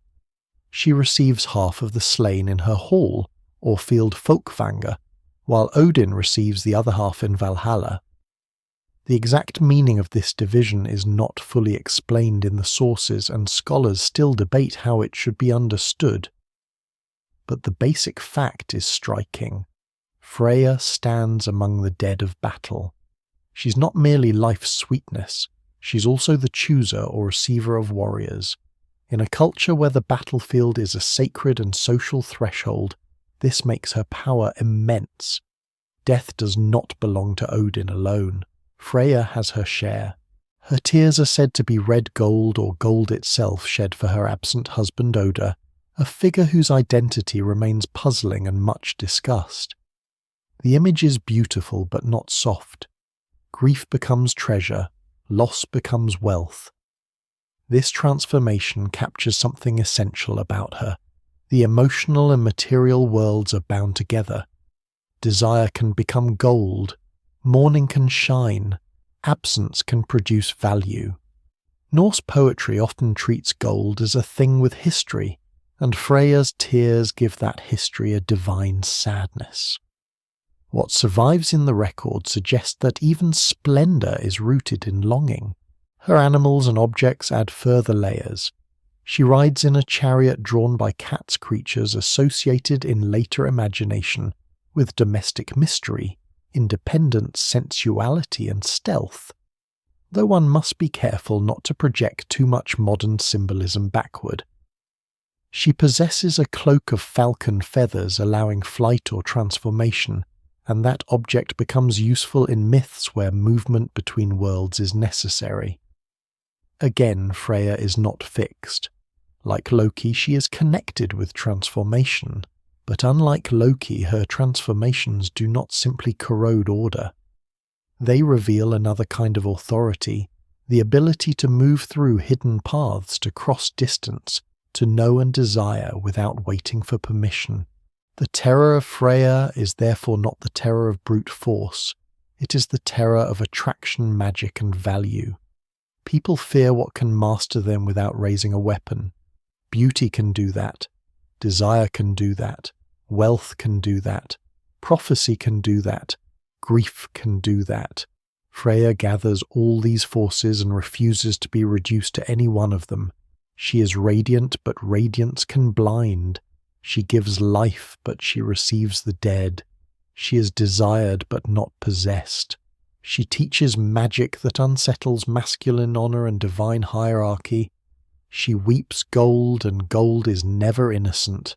In the long movement of Norse myth, Freya widens the meaning of divine danger. The gods are not terrifying only when they strike, deceive, or bind monsters. They are terrifying because they rule the forces people most need and least control. A community needs fertility, marriage, wealth, love, and prophecy, yet each can bring ruin when mishandled. Freya stands in that dangerous abundance, shining with gold and grief, surrounded by desire, honoured by the slain, and carrying the knowledge that what gives life its sweetness may also be what pulls the world apart. Word count mot nginbatram litam. Awaiting continue tiep mot nginbatram chuja. Swing he trong vaigi section tam. Tyr stands in the Norse world like the memory of a lore older than the stories that still name him. Compared with Odin, Thor, Loki, or Freyja, he can seem strangely quiet. The surviving myths do not give him as many adventures. He does not dominate the poetic landscape in the same way. Yet the fragments that remain around him are severe, and their severity gives him a power all his own. Tyr is associated with law oaths, justice, and war, but not war as mere fury. His violence is bound to order, and that makes him frightening in a different way. He is not the storm breaking the sky. He is the hand placed willingly into the wolf's mouth, because someone must guarantee the bargain even when the bargain is already poisoned. There are signs that Tyr may once have held a more prominent place in earlier Germanic religion. His name is connected to an ancient Indo-European root linked with the shining sky, or a god, and he is related linguistically to figures far beyond Scandinavia. This has led scholars to suggest that his role may preserve traces of an older sky or sovereign deity, whose importance later diminished as Odin rose in prominence. The evidence remains incomplete, and it would be too simple to describe him as a forgotten chief god without caution. Still, there is something suggestive in the way Tyr appears not as a richly developed personality, but as a remnant of a sacred principle that the Norse world still needs, even if the surviving stories no longer place him at the centre. His greatest myth is the binding of Fenrir, and almost everything about Tyr's terror lives inside it. Fenrir, the wolf child of Loki and the giantess Angerboda, grows among the gods. At first he is young, but his strength increases so quickly that fear gathers around him. The gods know prophecies concerning him. They understand or believe they understand that he will become a destroyer at Ragnarok. They try to bind him with strong chains, and he breaks them.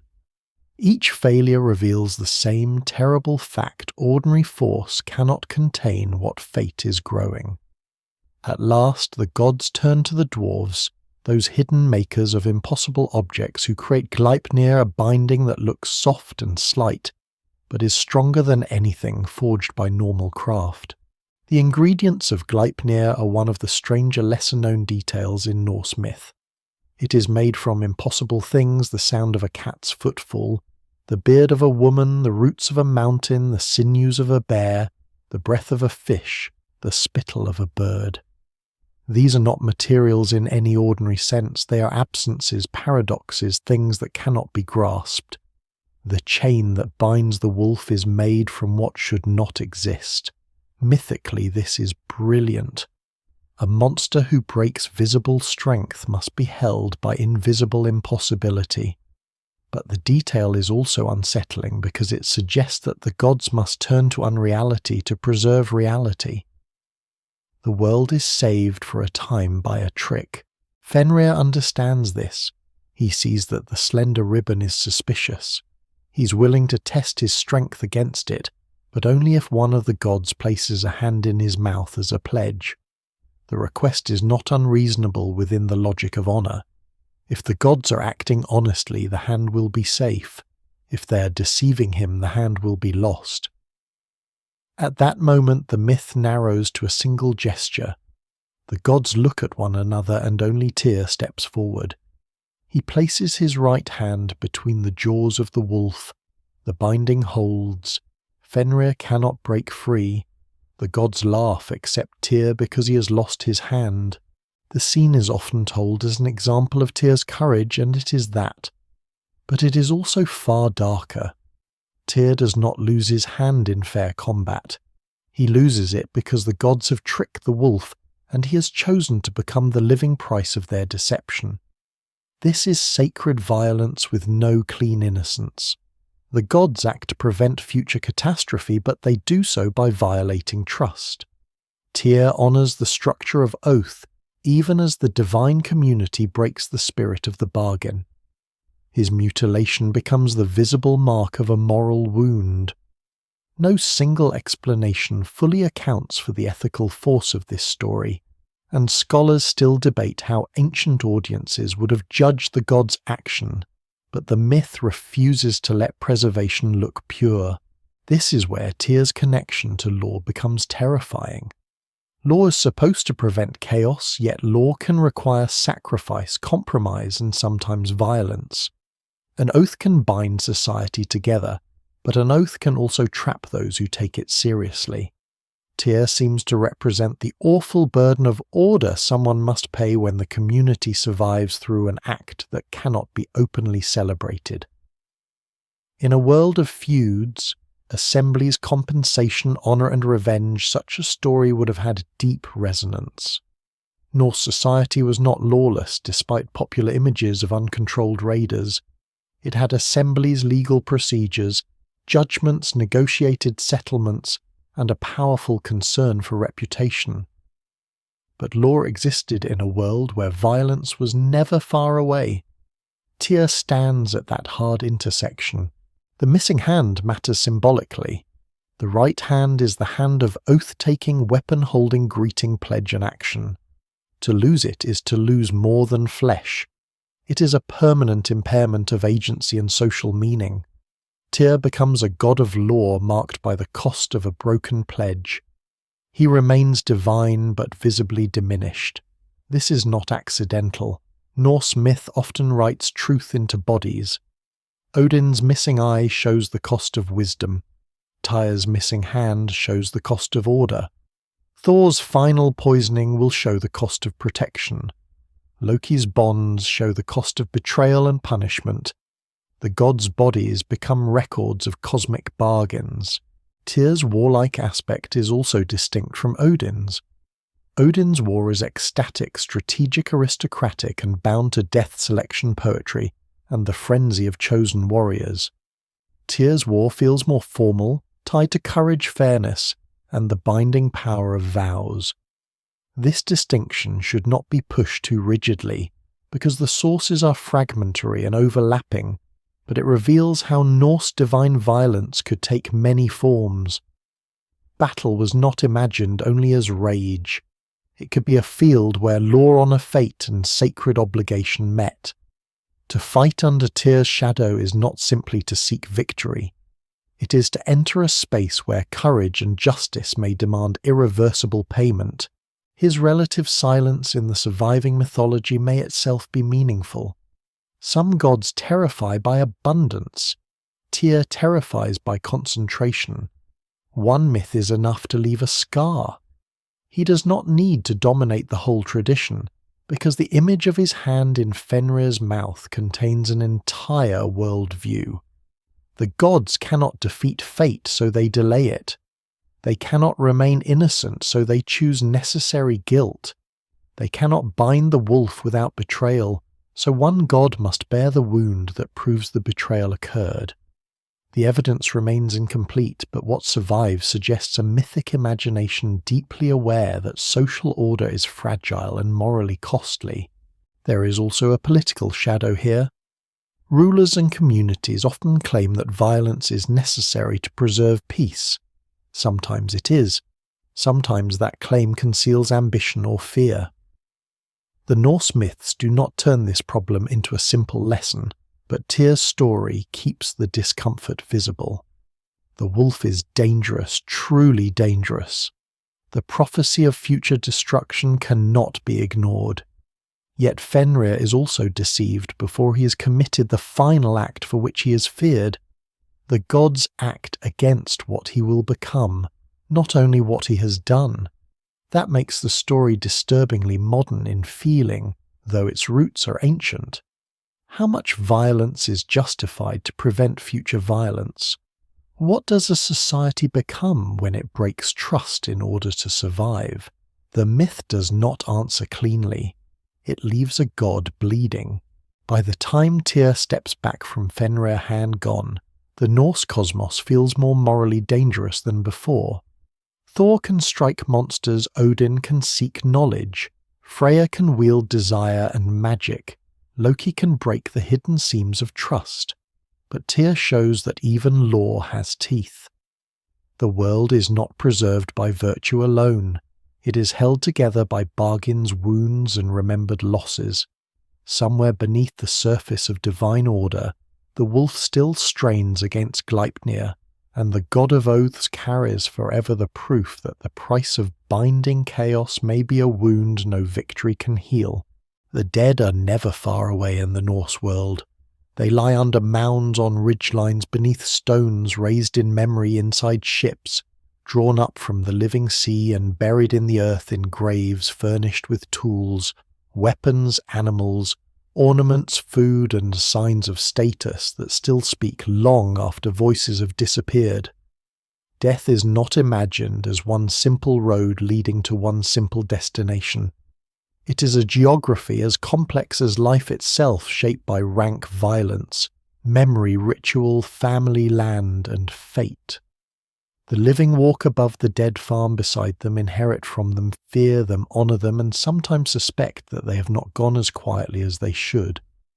In a world already crowded with gods, giant spirits, and hidden powers, the grave is not an ending so much as a door that may or may not stay closed.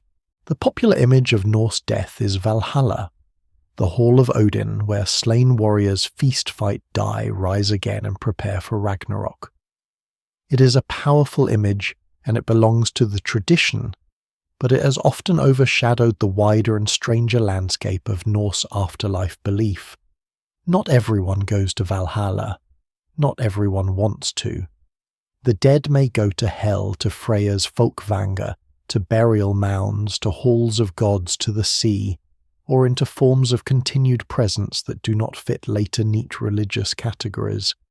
Scholars still debate how these destinations were understood across time and region, and the evidence remains incomplete. What survives in the record suggests a world where death is plural, not uniform. The path after death depends on how one dies, who one is, what powers claim the person, and perhaps what rituals the living perform. Valhalla itself is less comforting than modern retelling sometimes make it. Odin receives chosen battle-dead the Einarjar, and the hall shines with martial glory. But its purpose is not peace. The warriors are gathered because Odin knows Ragnarok is coming. Each day they fight. Each evening they feast. Their wounds vanish, their strength returns, and the cycle begins again. This sounds heroic, but it is also grim. Even paradise is training for annihilation. The honoured dead are not released from violence. They are perfected for it. Odin's hall is therefore both reward and conscription, a place where fame survives but rest does not. The terror lies in the logic. Even death does not free the warrior from the demands of war. Freya's folkvanger complicates the picture further. The sources say that she receives half of the slain while Odin receives the other half. But the reason for this division is not clearly explained. Does Freya choose? First, are her dead different in status or meaning? Is this a reflection of older religious traditions, poetic variation, or a genuine belief in multiple warrior afterlives? Scholars still debate the issue, and no single explanation fully accounts for it. Yet the detail remains striking because it prevents Odin from owning death entirely. The battlefield is shared. Freya, goddess of beauty, magic, gold, and desire, is also a mistress of the slain. In Norse myth, the bright and the bloody are often closer than expected. Then there is Hel, both a place and a figure, one of Loki's children appointed to rule over many of the dead. Later, imagination influenced by Christian Hel often turns Hel into a realm of punishment, but the Norse picture is colder and more ambiguous. Hell is not necessarily a fiery place of moral torment. It is shadowed, distant, final, and difficult to return from. Those who die of sickness, age, or ordinary causes may be associated with her realm. This alone reveals something severe about the old world view. A person can live honourably, raise a family, work the land, keep oaths, and still pass into a dimmer realm simply because death came in bed rather than on the battlefield. That does not mean Norse people valued only violent death, but the surviving elite poetry often gives special radiance to battle death. The record is shaped by those who preserved heroic ideals, and ordinary grief may have had quieter forms. Burial practices give a different kind of testimony.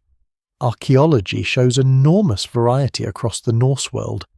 Cremation and inhumation, mound burials and flat graves, boat graves and chamber graves, simple interments and spectacular elite funerals. Some dead are buried with weapons, jewellery, horses, dogs, ships, wagons, domestic tools, imported goods and objects whose meanings remain debated. These graves do not translate into a single doctrine, but they suggest that the body, the objects, and the ceremony mattered. A sword in a grave might signal identity, status, memory, or preparation for an afterlife. A ship might be a vehicle for the dead, a symbol of rank, a statement by the living, or all of these at once. The evidence remains incomplete because ritual action leaves traces without explaining itself. The ship burial is especially haunting. To take a vessel built for motion and bury it underground is to turn travel into memory. The ship belongs to the sea, yet in death it becomes a chamber beneath soil and stone. At places like Oseberg and Gokstad, the preserved ships reveal extraordinary craftsmanship, wealth, and ceremony.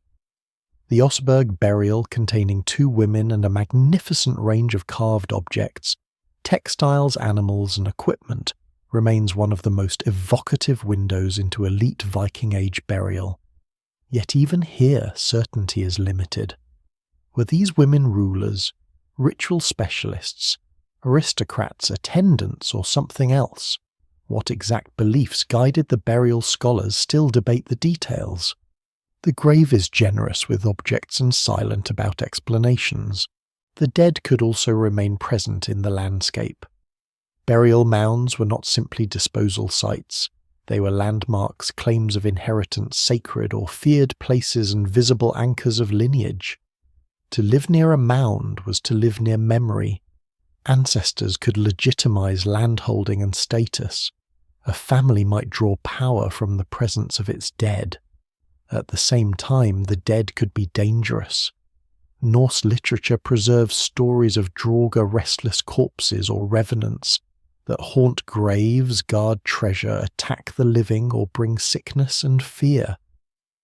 These stories are often preserved in later sagas, and one must read them carefully as literary works rather than direct reports of belief. Yet their persistence suggests a deep unease around the improperly settled dead. A grave could protect memory, but it could also hold a threat. The Draugr is one of the most disturbing figures in the Norse imagination because it refuses the clean separation between living and dead.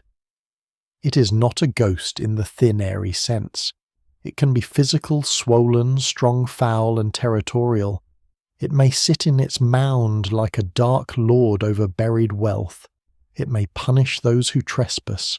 It may return because of greed, resentment, or unresolved power. What survives in these stories suggests that the dead are feared not only because they are gone, but because some part of them may remain too forcefully present. Death does not always soften a person. It can harden them into something worse. This fear has a social edge. A powerful person in life may remain powerful in death. Wealth buried in a mound is removed from circulation but not from imagination. It becomes treasure, temptation, and danger. The living may need to honour the dead, but they may also need to restrain them. In some archaeological contexts, unusual burial treatments have been interpreted as possible signs of fear that a person might return, though such interpretations must be cautious.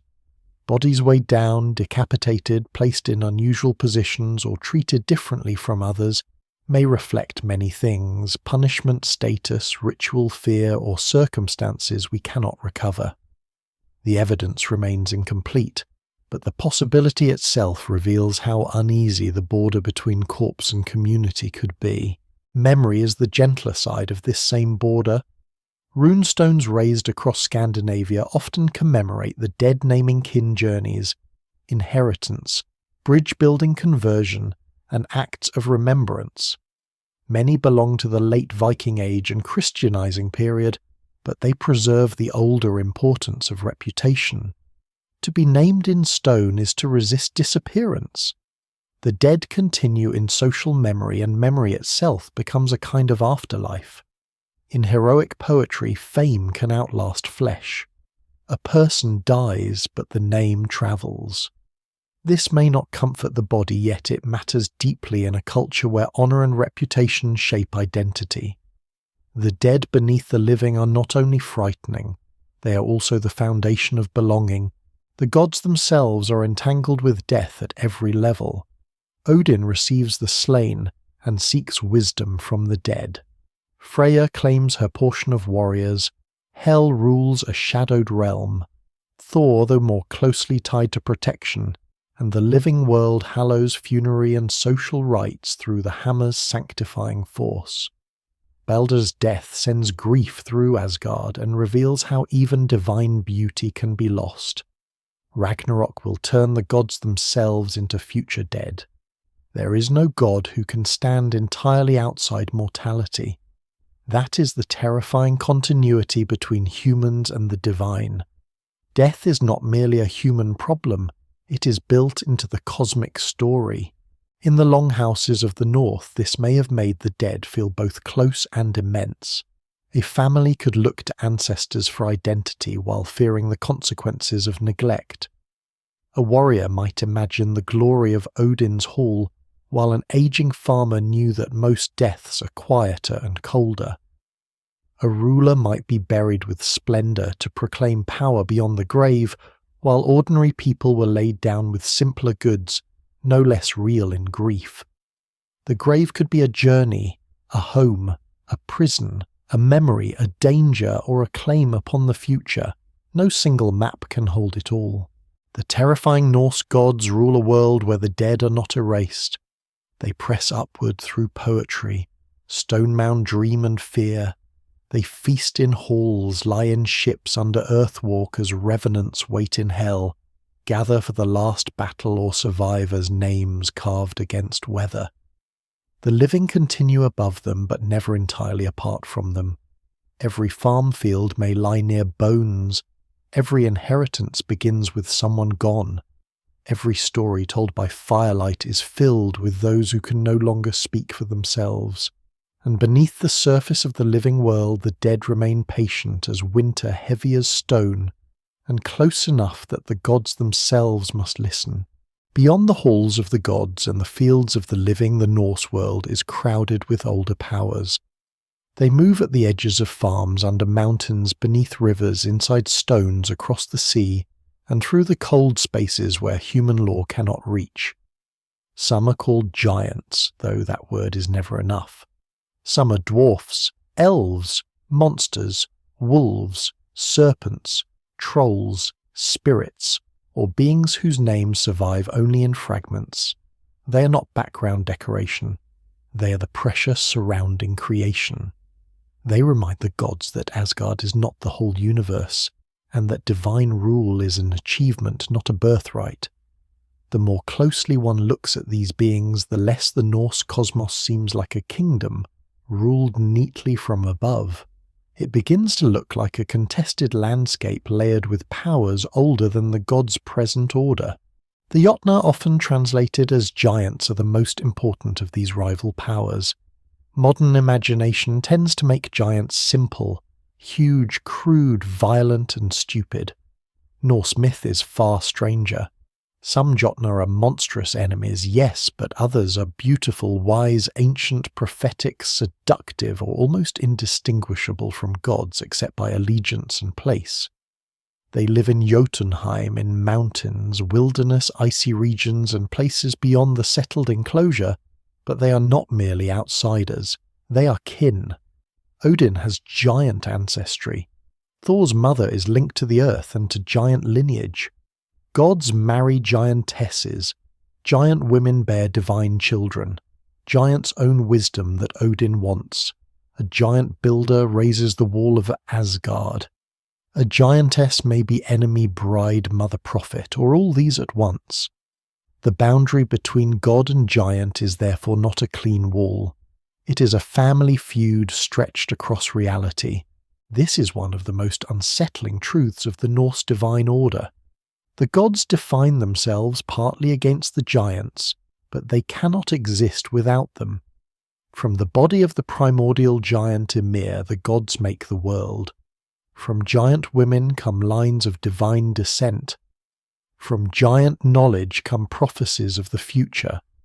From giant threat comes the need for divine defense.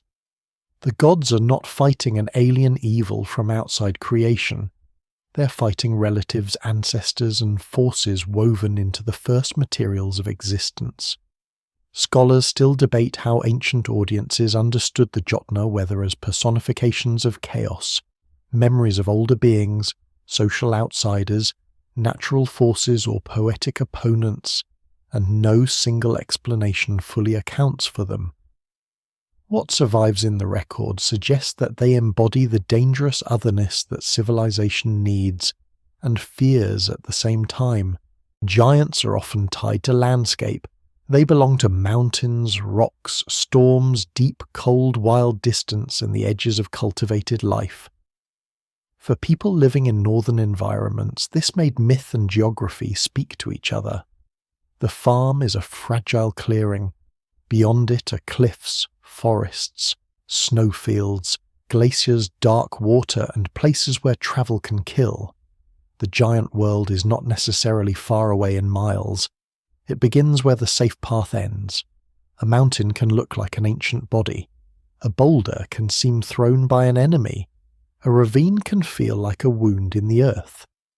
Later folklore across Scandinavia remembers trolls and giant-like beings turning to stone in sunlight, leaving their bodies in the landscape.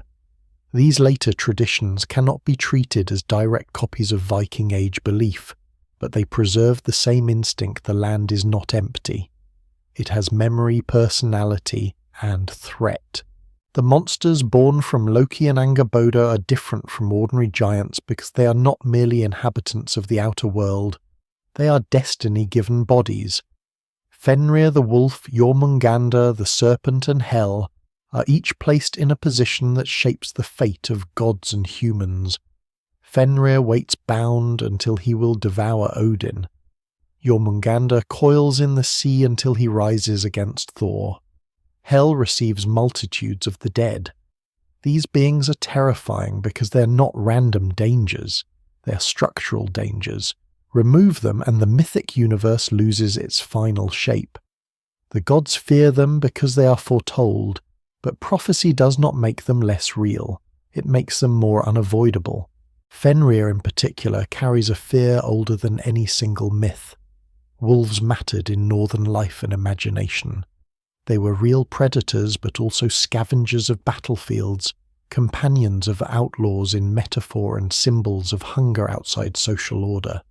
Fenrir is the wolf magnified until he becomes the devourer of gods. His jaws are so immense in some descriptions that they reach from earth to sky. Bound with the impossible ribbon Gleipnir, he is not defeated, only delayed. The image is powerful because it turns containment into suspense. The world continues because the wolf has not yet broken free. Every age before Ragnarok is an age of temporary restraint. The Midgard serpent carries a different terror. A wolf can be imagined in the forest or battlefield, but the serpent is the hidden circumference of the world. It lies beneath the sea surrounding Midgard, holding its own tail. It is boundary and threat at once. Its body marks the edge of human life, but when it moves, the sea itself becomes dangerous beyond measure. For seafaring people, This image must have been especially potent. The ocean gives food roots wealth and fame, but it also swallows ships and conceals depths no human eye can master. Jormungandr is the sea's hidden thought, coiled, patient, venomous, waiting for the final storm. Dwarfs belong to another register of fear. They are not usually world-ending monsters, but their power is uncanny. They live under the earth in stone or in hidden places, and they make objects no one else can make. Mjolnir, Odin's spear, Gungnir, the ring Draupnir, Freya's ship, Skidbladnir, the chain Gleipnir and other treasures come from dwarf craft. These objects sustain divine power, but their makers are not comfortably divine servants. They are bargained with, tricked, threatened, and sometimes dangerous in their own right. Their creations often carry ambiguity. A gift can save the gods while setting future events in motion. A binding can delay doom while proving divine deceit. Craft is never neutral. In a world where a made thing can shape fate, the maker is a frightening figure. The dwarfs also reveal the Norse fascination with hidden labour beneath visible power. The gods wield the weapons, wear the treasures, and receive the praise, but underground beings forge the tools that make divine victory possible. This is a lesser-noticed tension.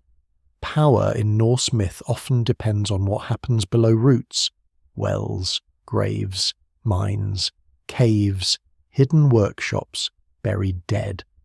The bright world of gods stands on dark foundations. The evidence remains incomplete regarding how dwarfs were understood in lived religion, as opposed to poetry, but their mythic function is clear enough. They belong to the secret underside of order. Elves are more elusive still. These sources speak of light elves and dark elves in ways that have generated centuries of interpretation, but their exact nature remains difficult to pin down. They may have been associated with beauty-fertility ancestors, illness, land, or semi-divine forces. The god Freyr is connected with Alfheim, suggesting a relationship between elves and prosperity or sacred vitality. Later Scandinavian folklore preserves many beings that may echo older elf traditions, though the line between continuity and transformation is difficult to draw. Scholars still debate the evidence, and certainty is impossible. Yet the very uncertainty is revealing. The Norse unseen world was not populated only by grand gods and famous monsters. It included subtle powers that touched Healthluckland and household life. There were also beings tied to the land and to female protective power, Disir Valkyries, Fylgjur Norns, and other figures whose categories overlap and shift across sources. Some guide fate, some attach to families, some choose the slain, some appear in dreams, some protect, warn, or destroy. The Valkyries, often romanticized today, are deeply frightening in older material. They are not merely beautiful shield maidens carrying heroes to glory. They are choosers of the slain, connected with battle, death, blood, and Odin's will. Their presence means that death on the battlefield is not random. It is selected, woven, and claimed. To be seen by such beings may be an honor, but it is also a sign that one's life is passing into another power's hands. The Norns who shape fate stand apart in their quiet severity. They do not need monstrous bodies. They terrify because they represent inevitability. They carve allot or weave the destinies of beings, and not even the gods seem free from what they determine. Near the roots of Yggdrasil they tend the tree and shape the lives that unfold beneath its branches. The idea that fate is made by female figures at the roots of the world gives Norse myth one of its deepest atmospheres. Existence is not improvised moment by moment. It is patterned, though the pattern may be hidden, until suffering reveals it. No single explanation fully accounts for how fate and free action were balanced in Norse thought, but the myths repeatedly show beings acting bravely inside limits they cannot break. All these powers, giants, dwarfs, elves, wolves, serpents, Valkyries, Norns, land spirits, restless dead, make the Norse universe dense with presence. Humans are never alone, and neither are the gods. Every boundary is inhabited. The sea has a serpent, the forest has wolves and spirits, the mound has the dead, the mountain has giants and hidden makers, the battlefield has choosers, the roots have fate. This is why the gods' terror does not exist in isolation. They are part of a wider ecology of fear. They frighten because they rule, bargain with, fight, marry, deceive, and depend upon powers that are themselves frightening. The older one looks, the less the Norse cosmos resembles a simple war between good gods and evil monsters. It is a world of relationships, debts, kinship, bargains, transformations, and postponed disasters. The monsters are not merely obstacles to be slain. They are reminders that creation itself was born from violence, and that order is always temporary. The dwarfs show that divine glory depends on hidden craft. The elves suggest that beauty and fertility may have unseen guardians. The Norns show that fate is older than choice. The giants reveal that the gods' enemies may also be their ancestors. This is the strange depth beneath the myths. The divine world is powerful, but it is not alone, not pure and not secure. So when Thor lifts his hammer, when Odin consults the dead, when Freya receives the slain, when Loki's children wait in their appointed places, the whole crowded universe seems to lean inward. Every being has a role, every role has a cost. Somewhere at the edge of Midgard, giants remember the first murder. Beneath the water, the serpent tightens its circle. In the dark under stone, dwarfs shape impossible things. At the roots of the world, tree fate is measured in silence, and above it all the gods continue their brilliant doomed labour, holding back powers that are not outside the world, but part of what the world has always been. Word count motenginam trem moihai. Awaiting continuity ap motenginam trem chujan suingi trong moi tamgi. Section moi mot. The myths show gods in motion, but religion is never made only of stories. Somewhere beneath the great names and cosmic battles are the hands of living people, hands lifting cups at feasts, hands slaughtering animals, hands fastening amulets, hands raising posts, hands carving runes, hands building halls, hands placing grave goods beside the dead. The Norse gods were not only imagined, they were approached. They were honoured, feared, bargained with, thanked, invoked, and perhaps blamed when the world turned harsh. To move from myth into ritual is to move closer to the smoke, blood, noise, and uncertainty of actual life, where belief is not an abstract system, but a practice performed because the harvest may fail, the voyage may be dangerous, the king may need legitimacy, or the dead may not rest. The evidence for Norse ritual is powerful but uneven.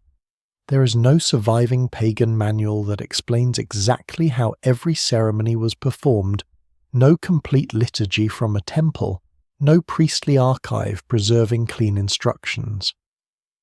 What survives comes through archaeology, later written sources, place names, law, codes, foreign observers, sagas, poetry, and scattered references from Christian authors who often viewed older practices with suspicion or hostility.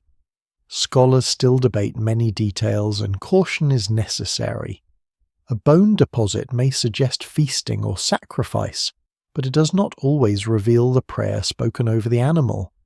A building may have ritual use, but its exact meaning can be hard to prove. A written account may preserve real memory while also being shaped by Christian moral judgment or literary drama. The evidence remains incomplete, but it is enough to show that Norse religion was embodied public, political, and sometimes bloody. The word often associated with sacrifice is blot, a ritual offering that could involve food, drink, animals, and in some accounts human beings. The word is connected not to modern ideas of ink or stain, but to offering and sacred strengthening, though blood certainly appears in descriptions. Blot could be tied to seasonal turning points, fertility, victory, good harvests, protection, or the honouring of gods and ancestors. It was not necessarily a single standardised ceremony everywhere. In one community it might take place at a farm controlled by a powerful household. In another it might be connected to a regional cult site, a hall, a grove, or a temple-like building. What survives in the record suggests that ritual was woven into social hierarchy. The person who hosted the feast controlled more than food. He controlled access to sacred power. Feasting is one of the most important parts of this world. Modern people sometimes separate sacrifice from celebration, imagining the sacred as solemn and the meal as secondary. In many ancient societies, the feast is central. Animals may be killed, blood offered, meat cooked, ale or mead shared, toasts made, alliances strengthened, gifts exchanged, and status displayed.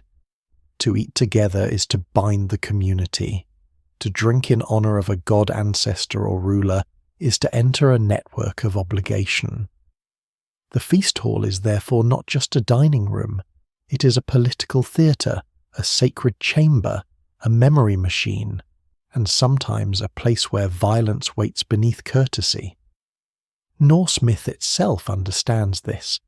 The gods feast often, but feast can turn into insult, prophecy, grief, or doom. The hall stands at the centre of elite life. Archaeological sites such as Leisra in Denmark, Upokra in Sweden, and other Scandinavian power centres reveal great halls and ritual landscapes where political authority and sacred performance appear deeply linked. These places were not simply royal residences in the modern sense. They were stages on which leaders could present themselves as mediators between people, gods, ancestors, and wealth. A ruler who could host great feasts, distribute treasure, maintain cultic tradition, and claim divine favour held a kind of power that was both material and supernatural. The line between kingship and priesthood was not always clear. The evidence varies by region and period, but the pattern is unmistakable. Religion helped make authority visible. This is where the Norse gods become politically terrifying. Odin is not only a mythic wanderer, he can be used to legitimize kings and warrior elites. Thor is not only thunder, his hammer can sanctify and protect social order. Freyr can be linked to prosperity and royal fertility. The gods stand behind claims of inheritance, victory land, and law. To control a sacred feast or cult site is to help control the story of who has the right to rule. A chieftain who appears favoured by the gods does not merely command warriors. He stands at the centre of cosmic negotiation. If the harvest fails, if defeat comes, if disease spreads, divine favour may be questioned. Sacred kingship, where it existed or was imagined, carried danger, because the ruler's body and fortune could become tied to the well-being of the land. Some sources preserve memories of kings sacrificed or killed when prosperity failed, especially in legendary or semi-legendary contexts. These accounts must be handled carefully. They may reflect real ritual patterns, political propaganda, later literary motifs, or the Christian-era fascination with pagan cruelty. No single explanation fully accounts for all of them. But the idea itself is revealing the ruler who mediates abundance may also become answerable for disaster. In a world where gods weather harvest and kingship are intertwined, political failure can become sacred failure. Power is not safe. To stand closest to the gods may mean standing closest to the knife. Animal sacrifice is better supported than human sacrifice, and appears across many ancient cultures including the Germanic and Scandinavian worlds. Horses, cattle, pigs, and other animals could carry ritual importance. The horse in particular seems to have held a charged place in elite and sacred contexts associated with status movement, fertility, and perhaps communication between worlds. Horse remains in graves, ritual deposits, and feast contexts suggest the animal's importance, though interpretation depends heavily on context. In some Christian accounts, the eating of horse meat becomes a marker of pagan identity, which may reflect real ritual associations sharpened by conversion-era conflict. The evidence remains incomplete, but it is clear that animals were not merely economic assets. They could become sacred gifts, vehicles, companions, and symbols. Human sacrifice is more difficult and more sensitive. Written sources describe it in some contexts, most famously accounts of large sacrifices at Uppsala, but these accounts are debated. Adam of Bremen, writing in the 11th century from a Christian perspective, describes a great temple and sacrifices in Sweden, including humans and animals hanging in a sacred grove. His account may preserve genuine information, but it also reflects distant hearsay and Christian polemic. Archaeology has found human remains in bogs, wells, wetlands, and unusual contexts across northern Europe, some of which suggest ritual killing, though not all are Norse or Viking age in a narrow sense. It is safer to say that human sacrifice was known in parts of the ancient northern world, but the frequency, meaning, and exact ritual forms remain debated. The popular image of constant Viking human sacrifice is unsupported. The darker truth is subtler. Such acts may have occurred, but they were embedded in specific social, political, and sacred circumstances that cannot always be reconstructed. Ritual spaces also varied. The word temple can mislead if it makes one imagine classical stone sanctuaries. Norse sacred places could include halls, special buildings, groves, springs, wetlands, burial mounds, high places, and outdoor assemblies. Some archaeological structures appear to have had cultic functions, while place names containing elements related to gods, shrines, groves, or sacred enclosures suggest a landscape marked by religious meaning. Sacredness could attach to built space, but also to natural features. A grove might be holy because trees, blood, and ancestral presence gathered there. A wetland might receive offerings because water marked a boundary between worlds. A mound might matter because the dead within it still anchored lineage and land. The sacred was not locked indoors. Wetlands are especially revealing. Across northern Europe, bogs and lakes received weapons tools, animals, bodies, and other offerings over long periods, though the practices vary by time and culture. Depositing valuable objects into water seems irrational, only if one thinks purely economically. Ritually, it can make profound sense. To give something to water is to remove it from human use and send it into a boundary place. The object disappears, but the act becomes meaningful. In a Norse context where wells beneath Yggdrasil hold wisdom and fate, where the sea hides the world serpent and where rivers and waters separate realms, watery places carry obvious mythic force. The evidence cannot always connect a specific deposit to a specific god, but the pattern of offering into liminal places reveals a world where boundaries were spiritually charged. The household level may have mattered just as much as the great cult centres. Ordinary people did not live every day in royal halls. They lived among tools, animals, fires, thresholds, and fields. Small amulets, domestic rituals, ancestor memory, protective gestures, and seasonal customs likely carried religion into daily life. Women may have played important roles in household ritual healing, prophecy, and continuity, though the evidence is uneven and often filtered through later texts. The figure of the vulva, the seeress, suggests that certain women could hold extraordinary spiritual authority, moving between communities and speaking about fate. Whether every literary detail reflects actual ritual is uncertain, but the repeated presence of female prophetic power in the sources is hard to ignore. Ritual also entered law and oath. To swear an oath in a sacred setting, perhaps on a ring, or before witnesses was not merely a private promise. It bound a person before community and unseen powers. Broken oaths could carry consequences beyond ordinary punishment. This connects back to Tyr and the wolf, to the terrifying cost of violated trust. Norse society depended heavily on reputation, kinship, compensation, and public settlement. Ritual reinforced these structures. A feast could reconcile enemies or deepen rivalry. An oath could prevent bloodshed or become the reason for it. A sacrifice could ask for peace while displaying power. The sacred did not float above society. It intensified society. Conversion to Christianity disrupted this ritual world, but unevenly. Some practices were forbidden. Some sacred sites were abandoned, transformed, or built over. Some symbols changed meaning. Hammer pendants and crosses coexisted in some places, suggesting that identity during conversion could be complex. A person might adopt Christian burial while old habits of memory persisted. A ruler might accept baptism while using familiar structures of authority. The old gods did not vanish from the landscape immediately. They lingered in stories, place names, folk customs, and fears.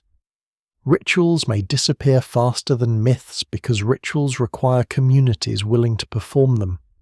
Once the feast stops, once the offerings cease, once the grove is cut or reinterpreted, religion changes at the level of the body. The terrifying Norse gods were therefore not only terrifying in imagination, they demanded action. They received food, blood metal, words, vows, songs, and perhaps human lives in extreme circumstances. They stood behind kings and farmers, warriors and seeresses' halls and grave ships and fields. To honour them was to enter a relationship without guarantee. A sacrifice might not bring victory. A feast might not prevent famine. A king favoured by the gods might still die.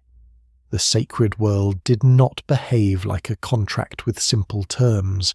It was a negotiation with powers whose purposes remained larger than human desire.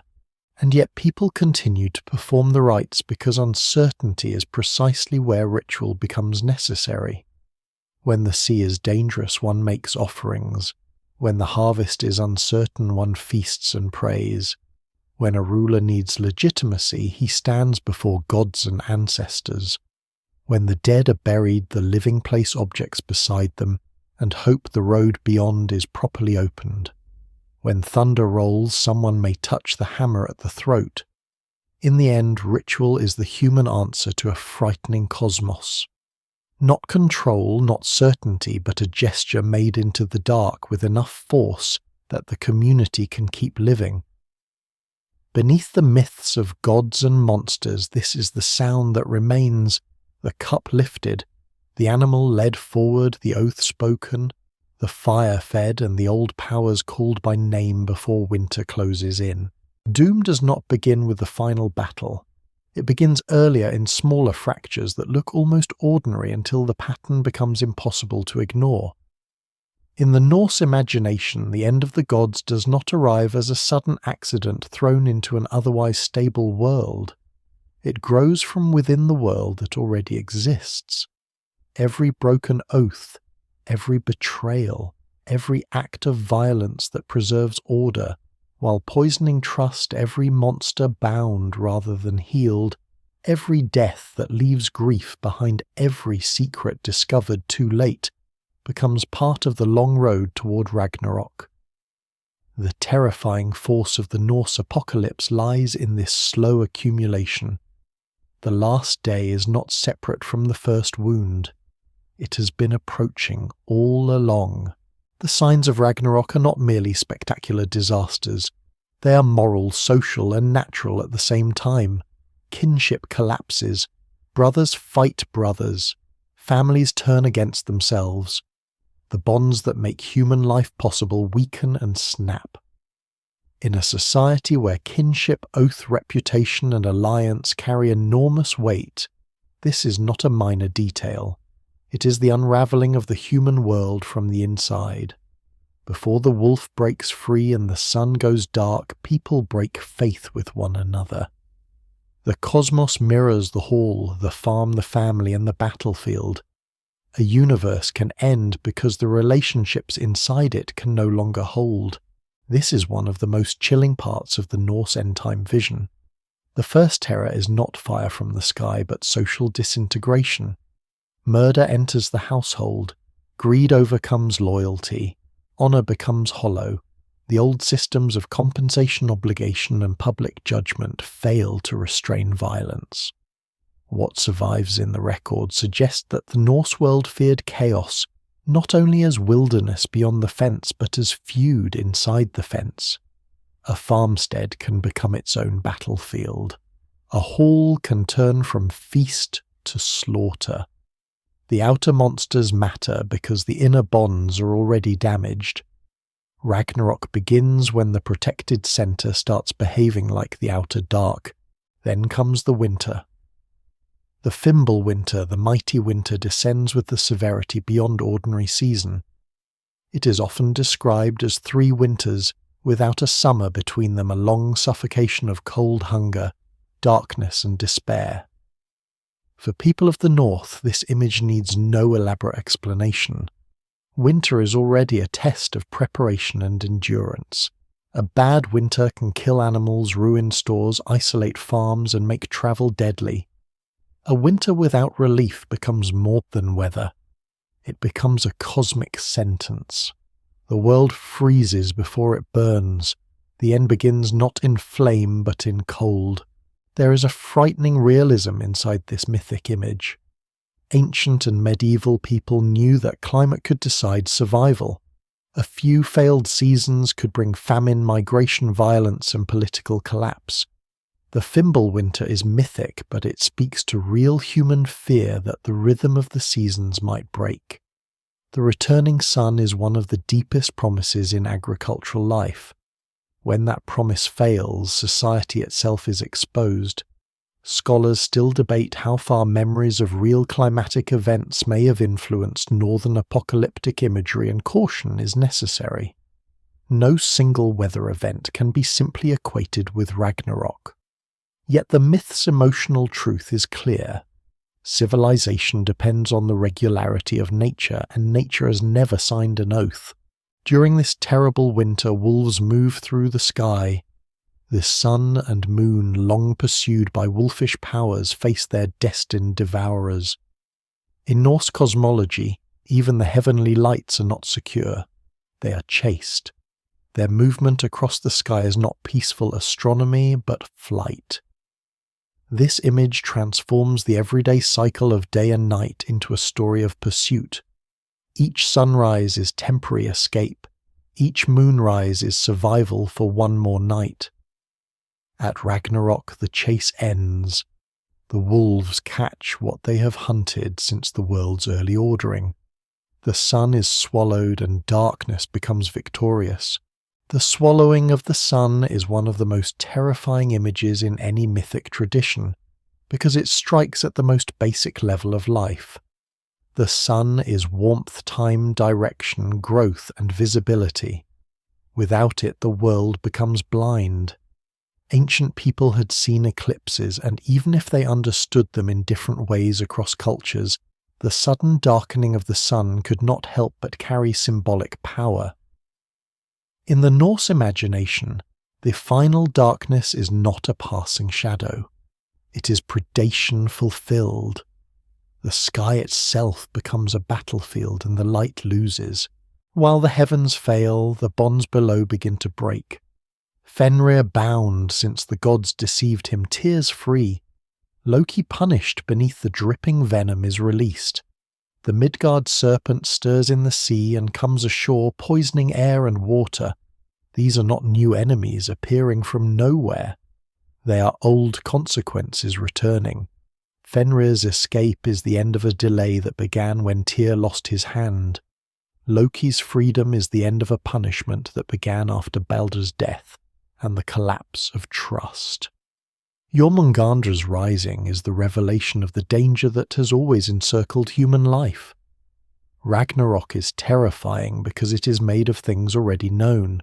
This gives the apocalypse a feeling of inevitability. The gods have spent ages binding, watching, preparing, gathering warriors, seeking wisdom, and strengthening their halls. Yet the end still comes. Their precautions do not prevent fate. They only shape its timing. Odin's knowledge does not save him. Thor's hammer does not stop the serpent from rising. Tyr's sacrifice does not keep Fenrir bound forever. The gods' actions matter, but they do not abolish the pattern. The evidence remains incomplete regarding how fatalism worked in everyday Norse belief, and it would be too simple to say that people thought nothing could be changed. The myths show courage, choice, and effort everywhere, but they also show that some outcomes stand beyond negotiation. The ship Naglfar is one of the strangest and most disturbing signs of the end. It is said to be made from the nails of the dead, and at Ragnarok it will be loose to carry hostile forces into the final conflict. This detail is easy to overlook, but it is deeply eerie. The ordinary dead through their bodies become material for the vessel of destruction. Later, folklore and interpretation sometimes connect this with the custom of trimming the nails of the dead to delay the ship's completion, though the historical depth of such a practice is uncertain. Still, the image itself is unforgettable. Neglected death contributes to doom. The boundary between funerary care and cosmic danger tightens. Even fingernails, the smallest remains of the body, can be drawn into the architecture of the end. The world tree Yggdrasil trembles. This may be the most important sign of all. The tree has endured gnawing, browsing decay and the tension of worlds hanging within it, but now its whole structure shakes. When Yggdrasil trembles, existence itself is frightened. The roots wells branches, gods, humans, giants, dead and hidden beings are all implicated. The cosmos is not a machine that breaks in one part while other parts continue untouched. It is a living structure, and the trembling moves through everything. No hall is distant enough. No realm is sealed. No being can say the end belongs only to someone else. Heimdall, the watchman of the gods, stands at the threshold of catastrophe. He has guarded Bifrost, the bridge between worlds, with extraordinary senses, hearing grass grow and wool on sheep, seeing far across the realms. His role is vigilance made divine, but vigilance cannot prevent the moment it exists to announce. When the time comes, he blows Gjallarhorn and the sound carries through the worlds. This is another severe Norse idea. The perfect watchman does not stop doom. He recognizes it. His task is not to preserve innocence, but to wake the gods for the battle they have always known would come. The horn's blast gathers the whole mythology into one sound. Odin's sacrifices, Thor's journeys, Loki's betrayals, Tyr's wound, Freya's slain the dead in Valhalla, the giants at the edge, the serpent beneath the sea, the wolf in bonds, the winter without summer, the swallowed sun, all of it converges. The old stories are no longer separate, they become one movement. Ragnarok is the point where myth stops wandering and begins marching. Yet the beginning of Ragnarok is not only cosmic spectacle, it is also the failure of postponement. For ages the gods have survived by delaying what they fear. They bind Fenrir, they cast the serpent away, they banish Hel to rule the dead, they punish Loki, they build walls, Odin gathers warriors, Thor patrols the outer places, rituals among humans seek harvest, victory, fertility and peace. Every act says, not yet. The wolf must not be free yet. The serpent must not rise yet. The fire must not come yet. The sun must not be swallowed yet. But time in Norse myth is stronger than every chain. Eventually the answer to not yet becomes now. This is why the signs feel so heavy. They are not warnings meant to allow escape. They are recognitions. The world has entered the stage where everything hidden becomes visible. The monster under the sea rises. The prisoner breaks his bonds. The old betrayal returns. The dead sail. The sky goes dark. The winter does not end. The tree trembles. The watchman sounds the horn. The gods do not misunderstand. They know what has begun. In many traditions, apocalypse is a punishment, purification, revelation, or divine judgment. In the Norse world, it is also the payment of ancient debts. The first killing of Ymir, the binding of Fenrir, the death of Balder, the punishment of Loki, the gathering of the slain, the broken trusts and necessary violences all move toward settlement. The universe has a memory. Nothing is simply erased. What is postponed gathers strength in darkness. What is buried waits. What is bound strains against the rope. What is poisoned spreads beneath the skin of time. And so Ragnarok begins not with surprise but with recognition. The gods rise because they have been expecting this. The dead arm themselves because they were gathered for this. The monsters come because they were made part of this. The world shakes because it was never still. The terrifying Norse gods now stand at the edge of the fate they have feared, studied, delayed, and in some ways created. The last battle has not yet fully opened, but the silence before it is gone. Across the darkened worlds the horn has sounded, and every being understands that the age of waiting is over. When the gods go to their final battle, they do not go as beings surprised by death. They go as powers who have lived beneath prophecy for ages, who have heard the warnings, counted the signs, and prepared in ways both noble and terrible. Odin has gathered the slain. Thor has guarded the borders. Tyr has already paid with his hand. Heimdall has watched the roads between worlds. Freya has received warriors into her own field of the dead.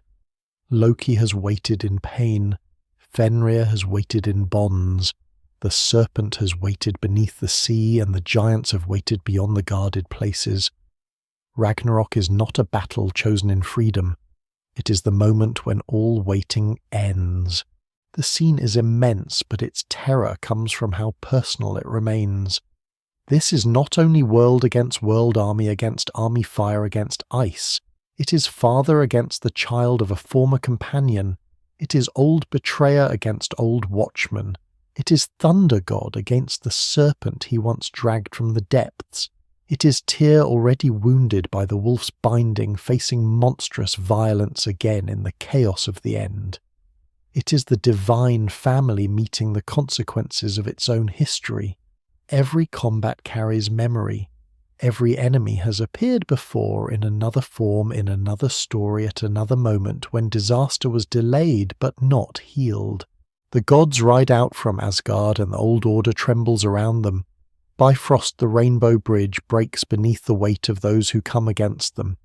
The bright road between worlds cannot withstand the final crossing. This detail is powerful, because Bifrost has always been a symbol of connection, beauty, and divine passage, yet even beauty has a breaking point. The bridge that once linked the realms becomes another casualty of the end. There is no untouched pathway left. The geography of the cosmos itself is failing. Odin goes first in the imagination because he has always been walking toward this moment. He is armed with Gungnir, his spear, and carries the weight of all the knowledge he has suffered to obtain. He has given an eye for wisdom, hanged himself for runes, questioned the dead, listened to prophecy, and filled Valhalla with warriors for this battle. Yet none of that saves him. Fenrir comes against him, the monstrous wolf whose growth terrified the gods from the beginning. The binding has failed. The impossible ribbon no longer holds. The jaws that once closed on Tyr's hand now open wide enough to consume the Allfather. Odin's death is one of the darkest statements in Norse myth. The god of wisdom, kingship, poetry, magic and war does not outthink fate. His knowledge does not become escape. His army does not become victory. His sacrifices do not purchase survival. Fenrir devours him. The image is brutal in its simplicity. After all the riddles, disguises, spells, bargains, and preparations, the end comes as teeth. This does not make Odin foolish. It makes the myth severe. Wisdom matters, but it is not omnipotence. To know the future may only mean walking toward it with clearer eyes. Then Vidar Odin's son steps forward. He is sometimes called the Silent God, and his role at Ragnarok is striking. He avenges Odin by killing Fenrir, placing one foot on the wolf's lower jaw and tearing or cutting the beast apart. A lesser-known detail is the special shoe associated with Vidar, sometimes imagined as made from scraps of leather people cut from their shoes. This strange image has invited much interpretation, and the evidence remains incomplete, but it suggests a fascinating link between humble human material and divine vengeance. The small discarded pieces of ordinary life become in mythic imagination part of the force that helps destroy the wolf. Even at the end of the gods, tiny human gestures may echo in cosmic battle. Yet vengeance is not restoration. Vidar kills Fenrir, but Odin is still gone. The Allfather is not rescued from the wolf's belly in any lasting sense within the main surviving account. The balance of the world is not returned to what it was. Ragnarok allows revenge, but not cancellation. This is another reason the Norse end is so grim. Justice, when it comes after loss, and it does not undo the loss. A wound answered is still a wound remembered. Thor meets the Midgard serpent, and their battle feels older than the final day. They have faced each other before at the fishing line when the serpent rose from the sea, and the gods saw the hidden boundary of the world drawn upward into daylight. Now there is no line to cut, no giant companion to panic, no postponement.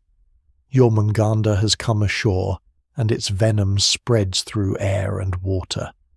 This serpent is not only a monster, it is the world's encircling danger released into the centre. Thor raises Mjolnir, the hammer that has protected gods and humans, blessed rights crushed giants, and thundered over generations of fear. He kills the serpent. That matters. The protector does what he exists to do. At the very end, Thor's strength is not meaningless. His hammer does not fail in its immediate purpose. But after the serpent falls, Thor takes 9 steps and dies from its poison. The number gives the moment a ritual and mythic weight, a short distance between victory and collapse. 9 steps are enough to show that he survives the blow, not enough to show that he escapes the consequence. The serpent's venom outlives the serpent. The enemy is dead, but its poison remains active. This is one of the most terrifying insights in the whole tradition.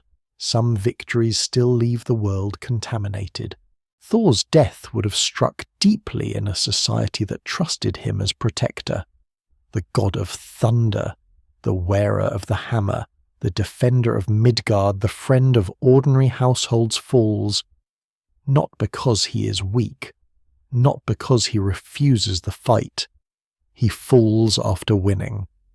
The myth does not comfort by saying that good strength always returns home. It says that even necessary strength may spend itself completely. Protection has a price, and sometimes the protector pays it with his life.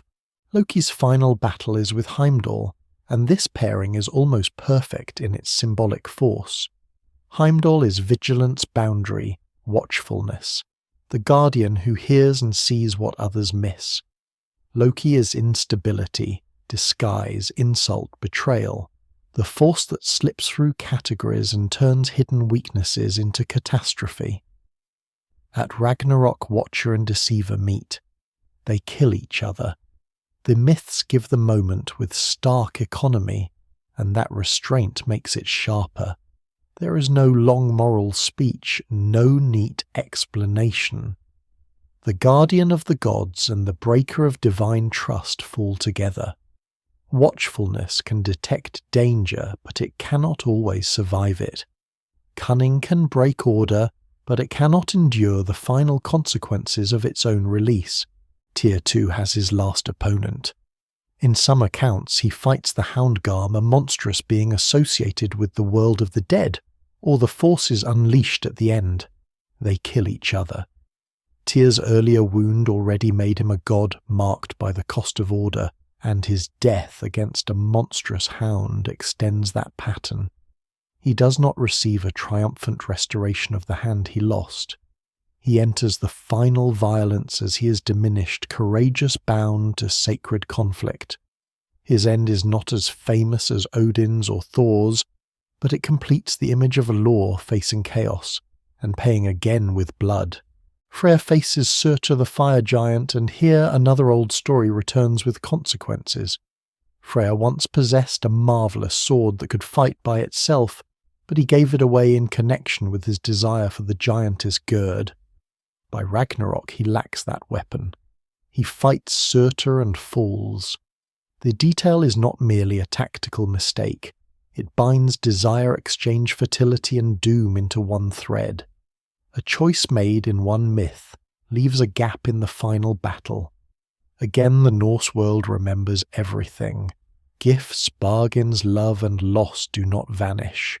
They return when the fire comes. Surtur is one of the great figures of the end, coming from the fiery realm with a sword brighter than the sun. He's not a schemer like Loki or a bound consequence like Fenrir.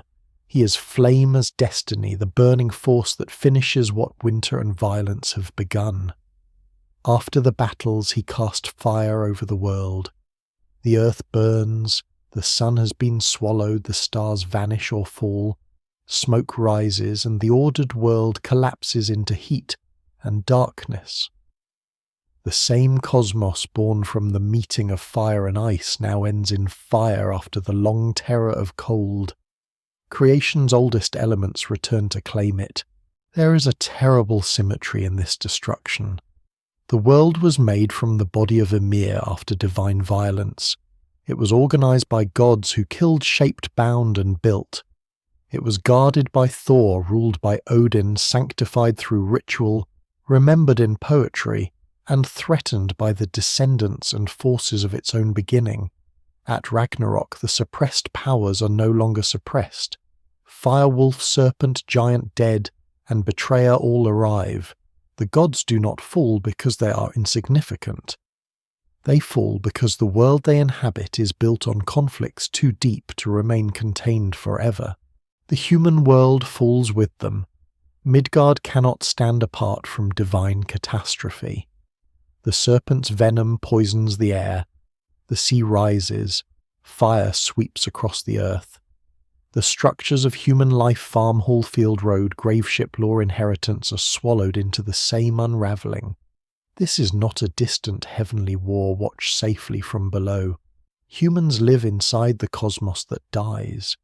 The terrifying Norse gods are terrifying partly because their fate is not separate from ours. When they fall, the world of people burns too, and yet the myths do not linger on individual human panic in the way a modern disaster story might.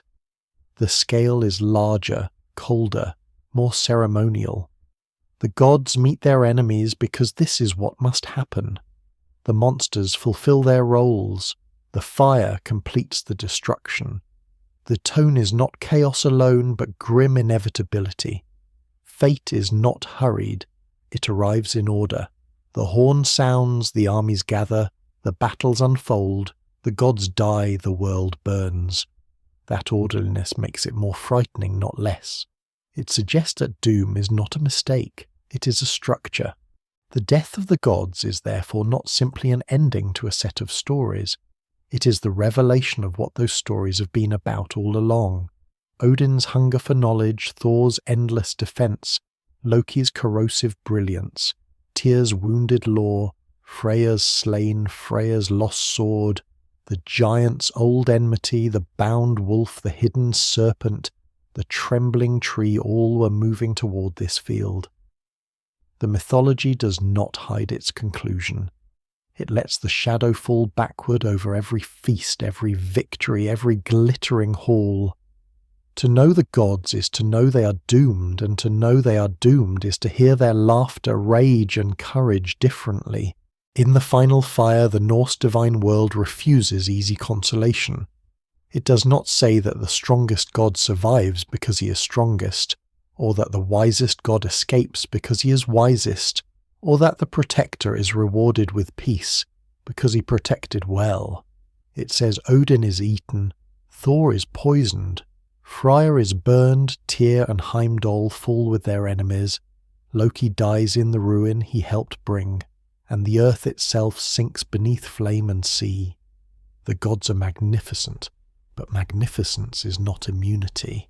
They are terrifying, but terror does not save them either. What remains for a moment is silence after violence. The wolf has devoured and been slain, the serpent has poisoned and fallen, the hammer has struck its last blow, the old wanderer is gone, the bridge is broken, the world tree has trembled through the death of an age. Fire moves where halls once stood. The cosmic order that seemed so crowded, bright, wounded and alive has finally reached the fate waiting beneath its roots. The death of the gods is complete, and the darkness after it feels absolute, and yet the silence after Ragnarok is not the final silence. This is one of the strangest and most haunting turns in Norse mythology. After the gods die, after the wolf devours Odin, after Thor falls poisoned, after Loki and Heimdall destroy one another, after Surtur's fire sweeps across the world and the earth sinks into the sea. The story does not simply close over blackness. Something remains beneath the ruin, something waits below the water below, smoke below the memory of burning halls and broken bridges. The end is real, but it is not empty. From the drowned and blackened world, a new earth rises green and shining, as if the cosmos has taken one last breath and found that it is not finished. This renewal is not comfortable in any simple way because it comes after irreversible loss. The gods who define the old order are gone or change beyond return. Odin does not resume his throne. Thor does not return to thunder across the sky in the same way. Loki is not restored to his place among the gods. The serpent does not coil peacefully beneath the sea. The world that rises is not the old world repaired like a damaged ship. It is a new world after catastrophe carrying memory in its soil. The Norse imagination does not erase the fire. It lets green life come after it, and that difference matters. Renewal is not denial. It is survival after the truth of destruction has been faced. The image of the earth rising from the sea is ancient and powerful. It returns the cosmos to something like a beginning. Water covers the ruin, then land appears again fresh and fertile. Fields grow without sowing. Waterfalls flow. An eagle flies over the mountains and hunts fish. The world is quieter, almost washed clean, but not innocent in the sense of never having suffered. Its beauty is post-apocalyptic beauty, the beauty of grass growing where ashes once lay. For people who lived close to harsh weather and seasonal return, this image may have carried deep emotional force. Winter can feel like death spring, like impossible mercy. A burned field can feed new growth. A farm abandoned by one generation may be found by another. The evidence remains incomplete, and scholars still debate how much the renewal after Ragnarok reflects older pagan ideas, Christian influence, or a blending of both.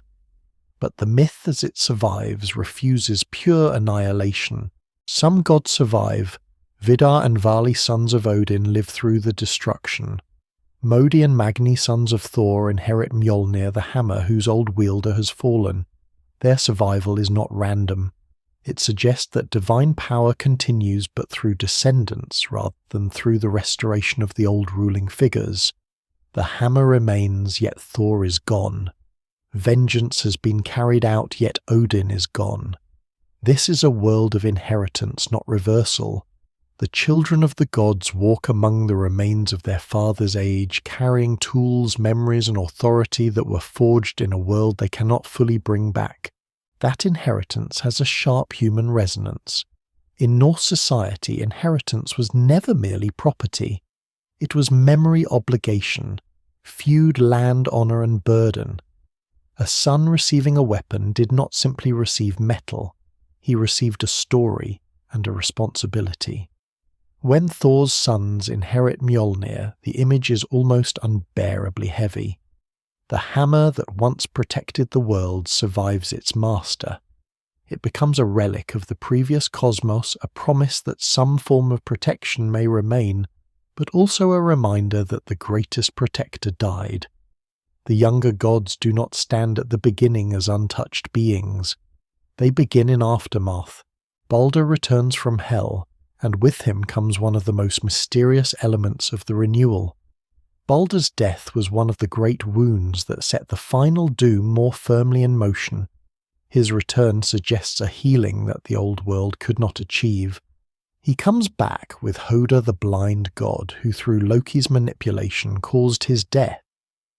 This detail is extraordinary because it places victim and unwitting killer together in the renewed world. The old cycle of vengeance appears interrupted. The two figures who once embodied grief manipulation and divine fracture now exist after the fire. Scholars still debate the meaning of Balder's return and the degree to which surviving descriptions may have been shaped by Christian ideas of resurrection and restored innocence. No single explanation fully accounts for it. Yet the emotional force is clear, something lost before Ragnarok comes back only after the world that failed it has passed away. There is a moral strangeness in this. Balder could not be saved by Frigg's oaths. He could not be restored permanently by divine negotiation after his death. He could not return to prevent the catastrophe. His return comes only beyond catastrophe, as if some griefs cannot be healed inside the old order that produced them. The world has to die before certain forms of peace become possible. This is not a cheerful idea, but it is profound. It suggests that renewal may require more than repair. Sometimes the structure itself must pass away before the wound stops reopening. The human survivors are even more mysterious. Lif and Lifthrasir, a woman and a man, hide in a place often associated with wood shelter, or the world tree, and survive the terrible winter and destruction.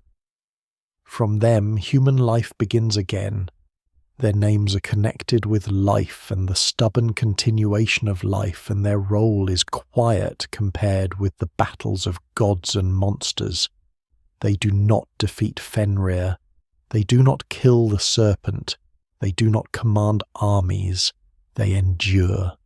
In a mythology crowded with warriors, tricksters, seers, and kings, the future of humanity belongs to two hidden survivors who live through catastrophe by sheltering themselves until the world becomes habitable again. This is one of the most surprising and moving details in the whole Norse mythic cycle.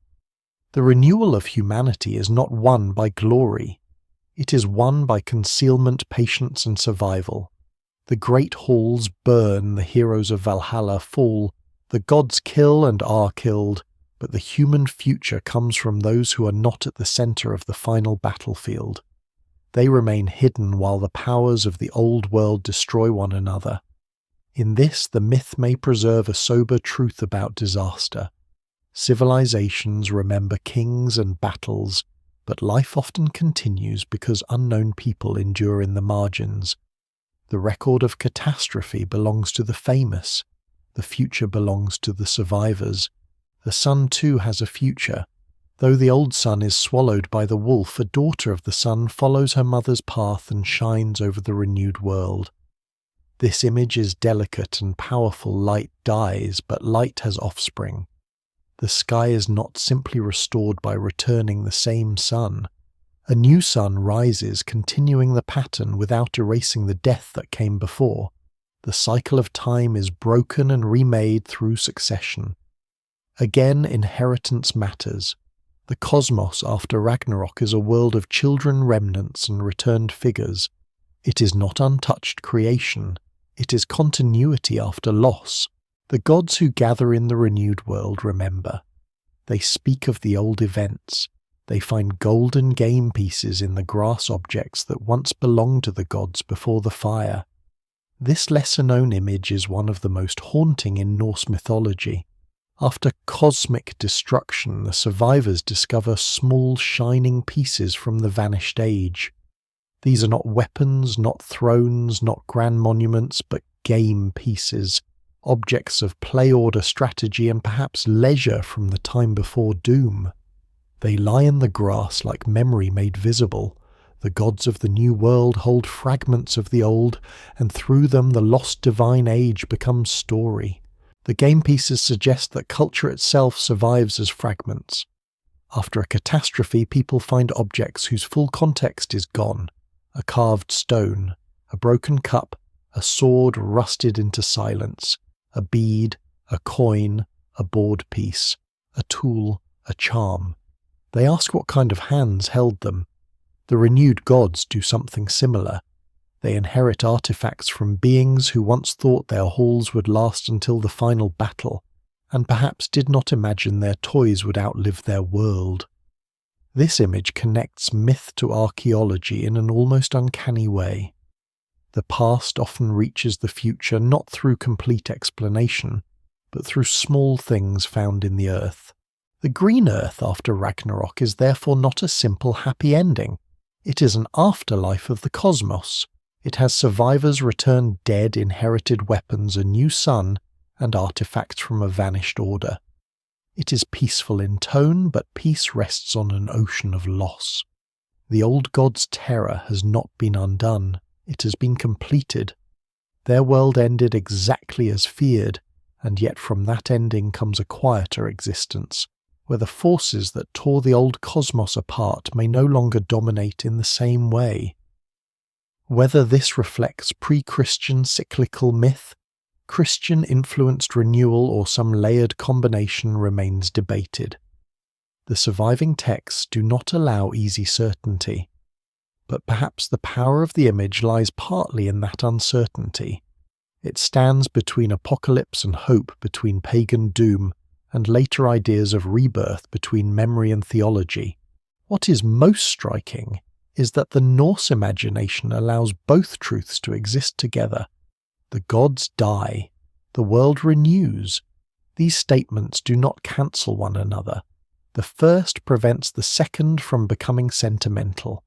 The second prevents the first from becoming nihilistic. The mythology looks directly at destruction, but it does not insist that destruction has the final word. It also refuses to make survival cheap. What rises after fire is precious, because so much has been lost.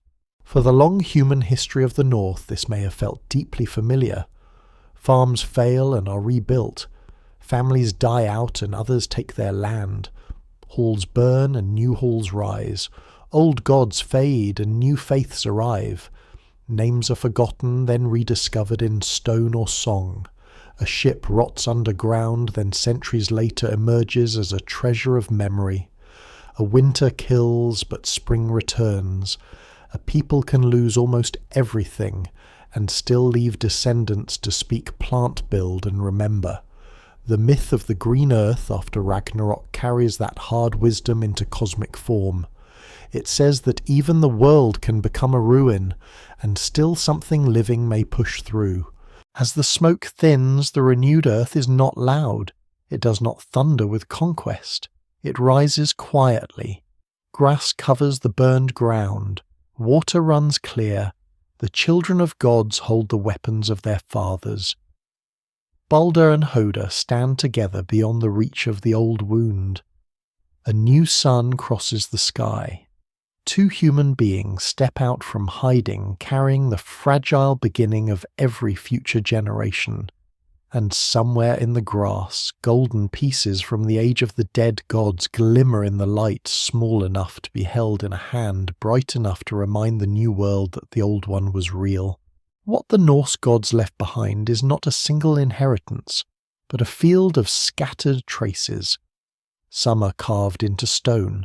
Some are hidden in place names.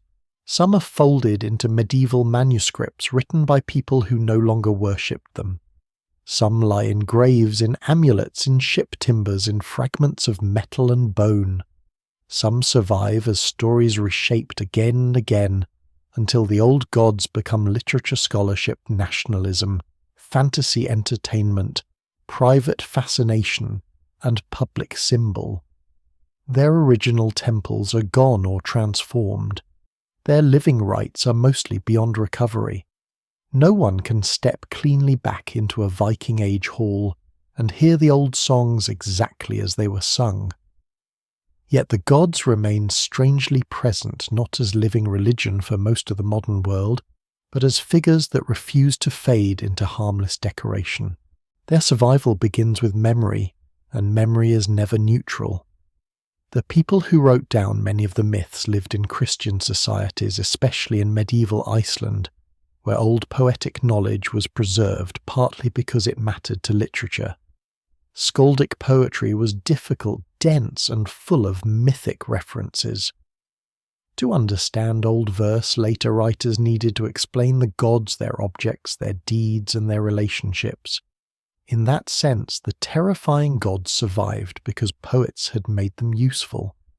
Odin's ravens, Thor's hammer, Freya's necklace, the Midgard serpent, Fenrir's jaws, Baldur's death, and Ragnarok itself became part of a language of metaphor. Myth was not only belief, it was a system for making meaning. When belief changed, the poetic machinery still mattered. This is one of the stranger ironies of Norse mythology. The old gods may have been religiously displaced, but their names remained artistically powerful. Christian scribes could preserve them as ancestral lore-learned material or poetic heritage without worshipping them. The result is a legacy both rescued and altered by the world that replaced them. Without Christian manuscripts, much would be lost. Because of Christian manuscripts, everything must be read through layers of transformation.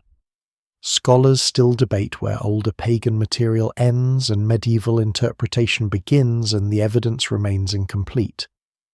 But the tension itself is part of the legacy. The Norse gods reach the present as survivors of conversion, not untouched relics before it. Archaeology gives them another afterlife. A hammer pendant pulled from soil can make Thor feel more immediate than 1,000 retellings.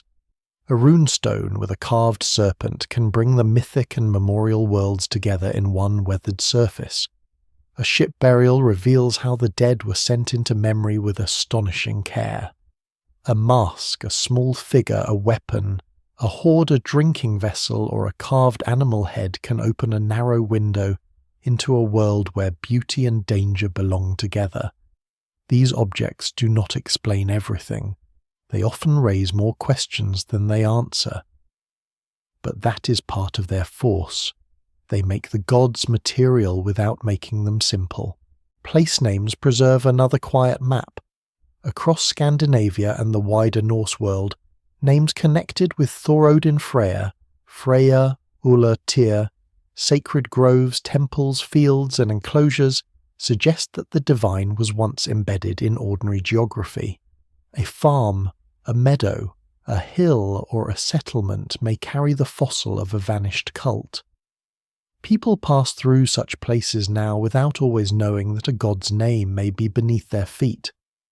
This is a less dramatic survival than a saga or a museum object, but perhaps more intimate. The gods remain not only in books but in the naming of land. The modern rediscovery of Norse myth has not always been innocent. In the 19th and 20th centuries, ancient northern symbols were sometimes pulled into nationalism, racial fantasy, and political misuse. This is an uncomfortable but necessary part of the legacy. Myths can be loved, studied, and artistically transformed, but they can also be weaponized. The old gods belong to complex changing societies, not to simplistic modern ideologies. To reduce them to symbols of purity or conquest is to misunderstand the very myths being claimed. The Norse cosmos is full of mixture gods with giant ancestry peace after divine war, magic crossing gender boundaries, wisdom borrowed from enemies and survival through unlikely remnants. Any modern use that pretends these stories are simple betrays their oldest complexity. At the same time, the gods have become globally recognizable in ways their original worshippers could never have imagined. Thor, Loki, Odin, Valhalla, Ragnarok and the World Tree now appear in novels, films, games, music, comics, tattoos, academic studies, reconstructed rituals and internet culture. This popularity often changes them dramatically. Thor becomes a superhero, Loki becomes a charming rebel, Odin becomes a wizard king, Ragnarok becomes a spectacle of apocalypse rather than a meditation on fate and consequence. These transformations are not the same as ancient belief, and they should not be confused with it. Yet they show that the myths still possess narrative energy. The gods adapt because they were never flat figures to begin with. What makes them endure is not only their violence or visual power, it is their emotional honesty. They speak to fears that remain recognizable, the fear that knowledge will not save us, the fear that protection will cost the protector everything, the fear that betrayal begins inside trusted walls, the fear that children inherit the consequences of older crimes, the fear that social order depends on compromises. No one can fully cleanse, the fear that the natural world can turn against human expectation, and the fear that even the brightest hall is temporary. These are not dead concerns. They belong to every age. Odin remains compelling because he embodies the hunger to know even when knowledge wounds. Modern people may not sacrifice an eye at a mythic well, but they still understand the cost of seeing too clearly. Thor remains beloved because he stands for defense in a world where danger cannot be abolished. Loki remains fascinating because every society knows the usefulness and danger of cleverness without loyalty. Freya remains powerful because desire, beauty, wealth, grief and magic still unsettle human life. Tyr remains severe because law still asks what must be sacrificed to preserve order.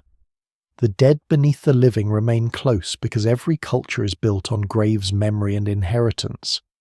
Ragnarok remains unforgettable because people still sense that systems can fail slowly then all at once. The legacy of the Norse gods also survives in scholarship, where the work is less glamorous than myth, but just as important. Philologists study manuscripts, words, meters, and names. Archaeologists examine graves, buildings, deposits, and landscapes. Historians place myths within conversion, trade, migration, kingship, and law. Specialists in religion compare ritual patterns without forcing easy answers. New discoveries can shift interpretations, old assumptions are revised, the evidence remains incomplete, and it will remain incomplete, but incompleteness is not failure. It is the condition of studying a world that mostly spoke, instead of writing performed, instead of explaining and believed in ways that were local, changing and embodied. There is humility in that.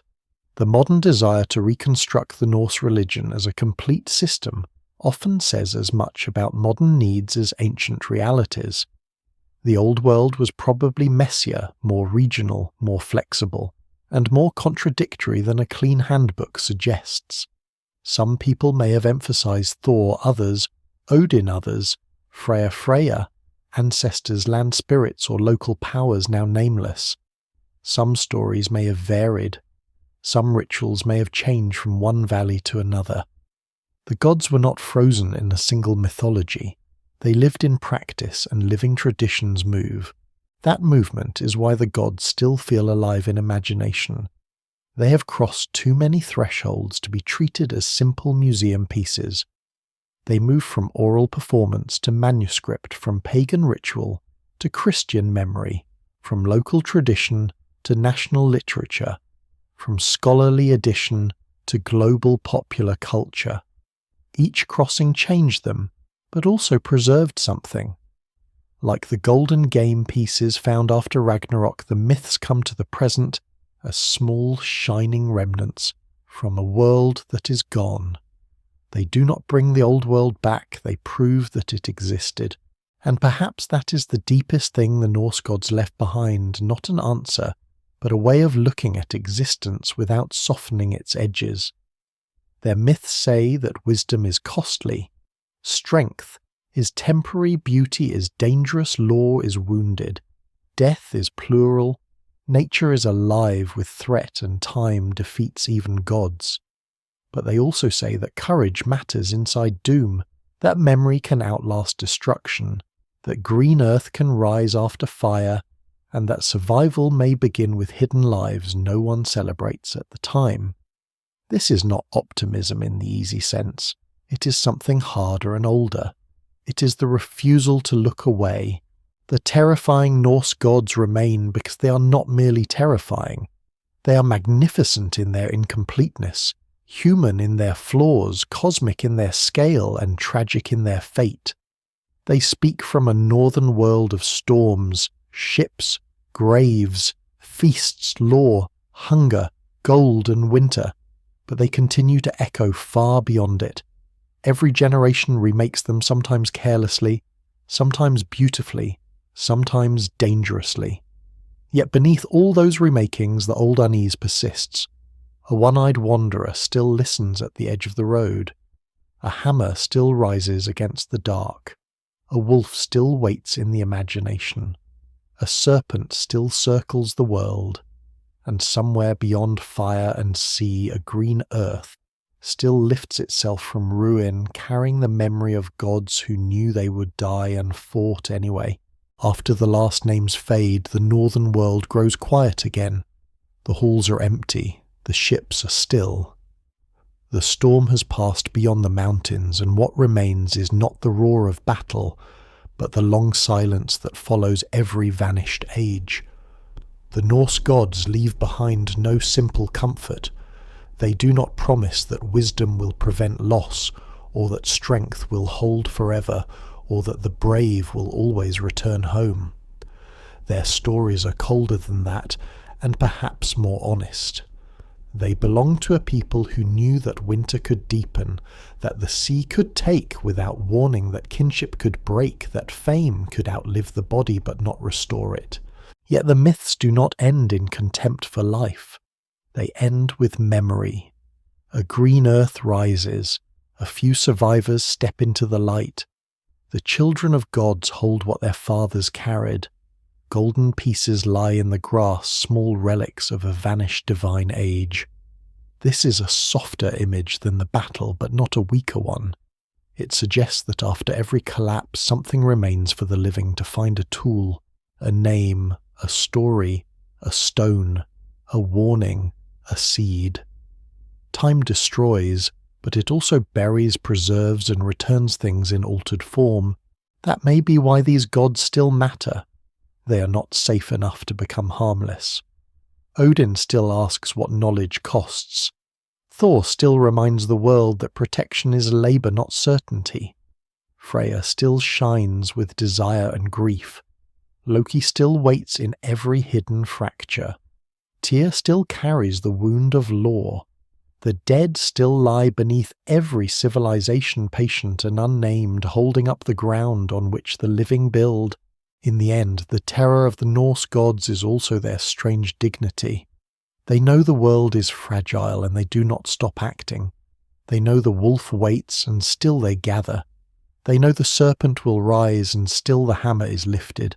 They know fire will come and still halls are built, feasts are held, poems are spoken, children are born and ships are pushed into the sea. So the final image is not only Ragnarok's flame. It is the morning after the impossible dark, when the smoke thins over a new shore, and grass bends in a quiet wind. Somewhere half buried in that green, something golden catches the sun. It is only a fragment, but it is enough. A world has ended and still memory shines.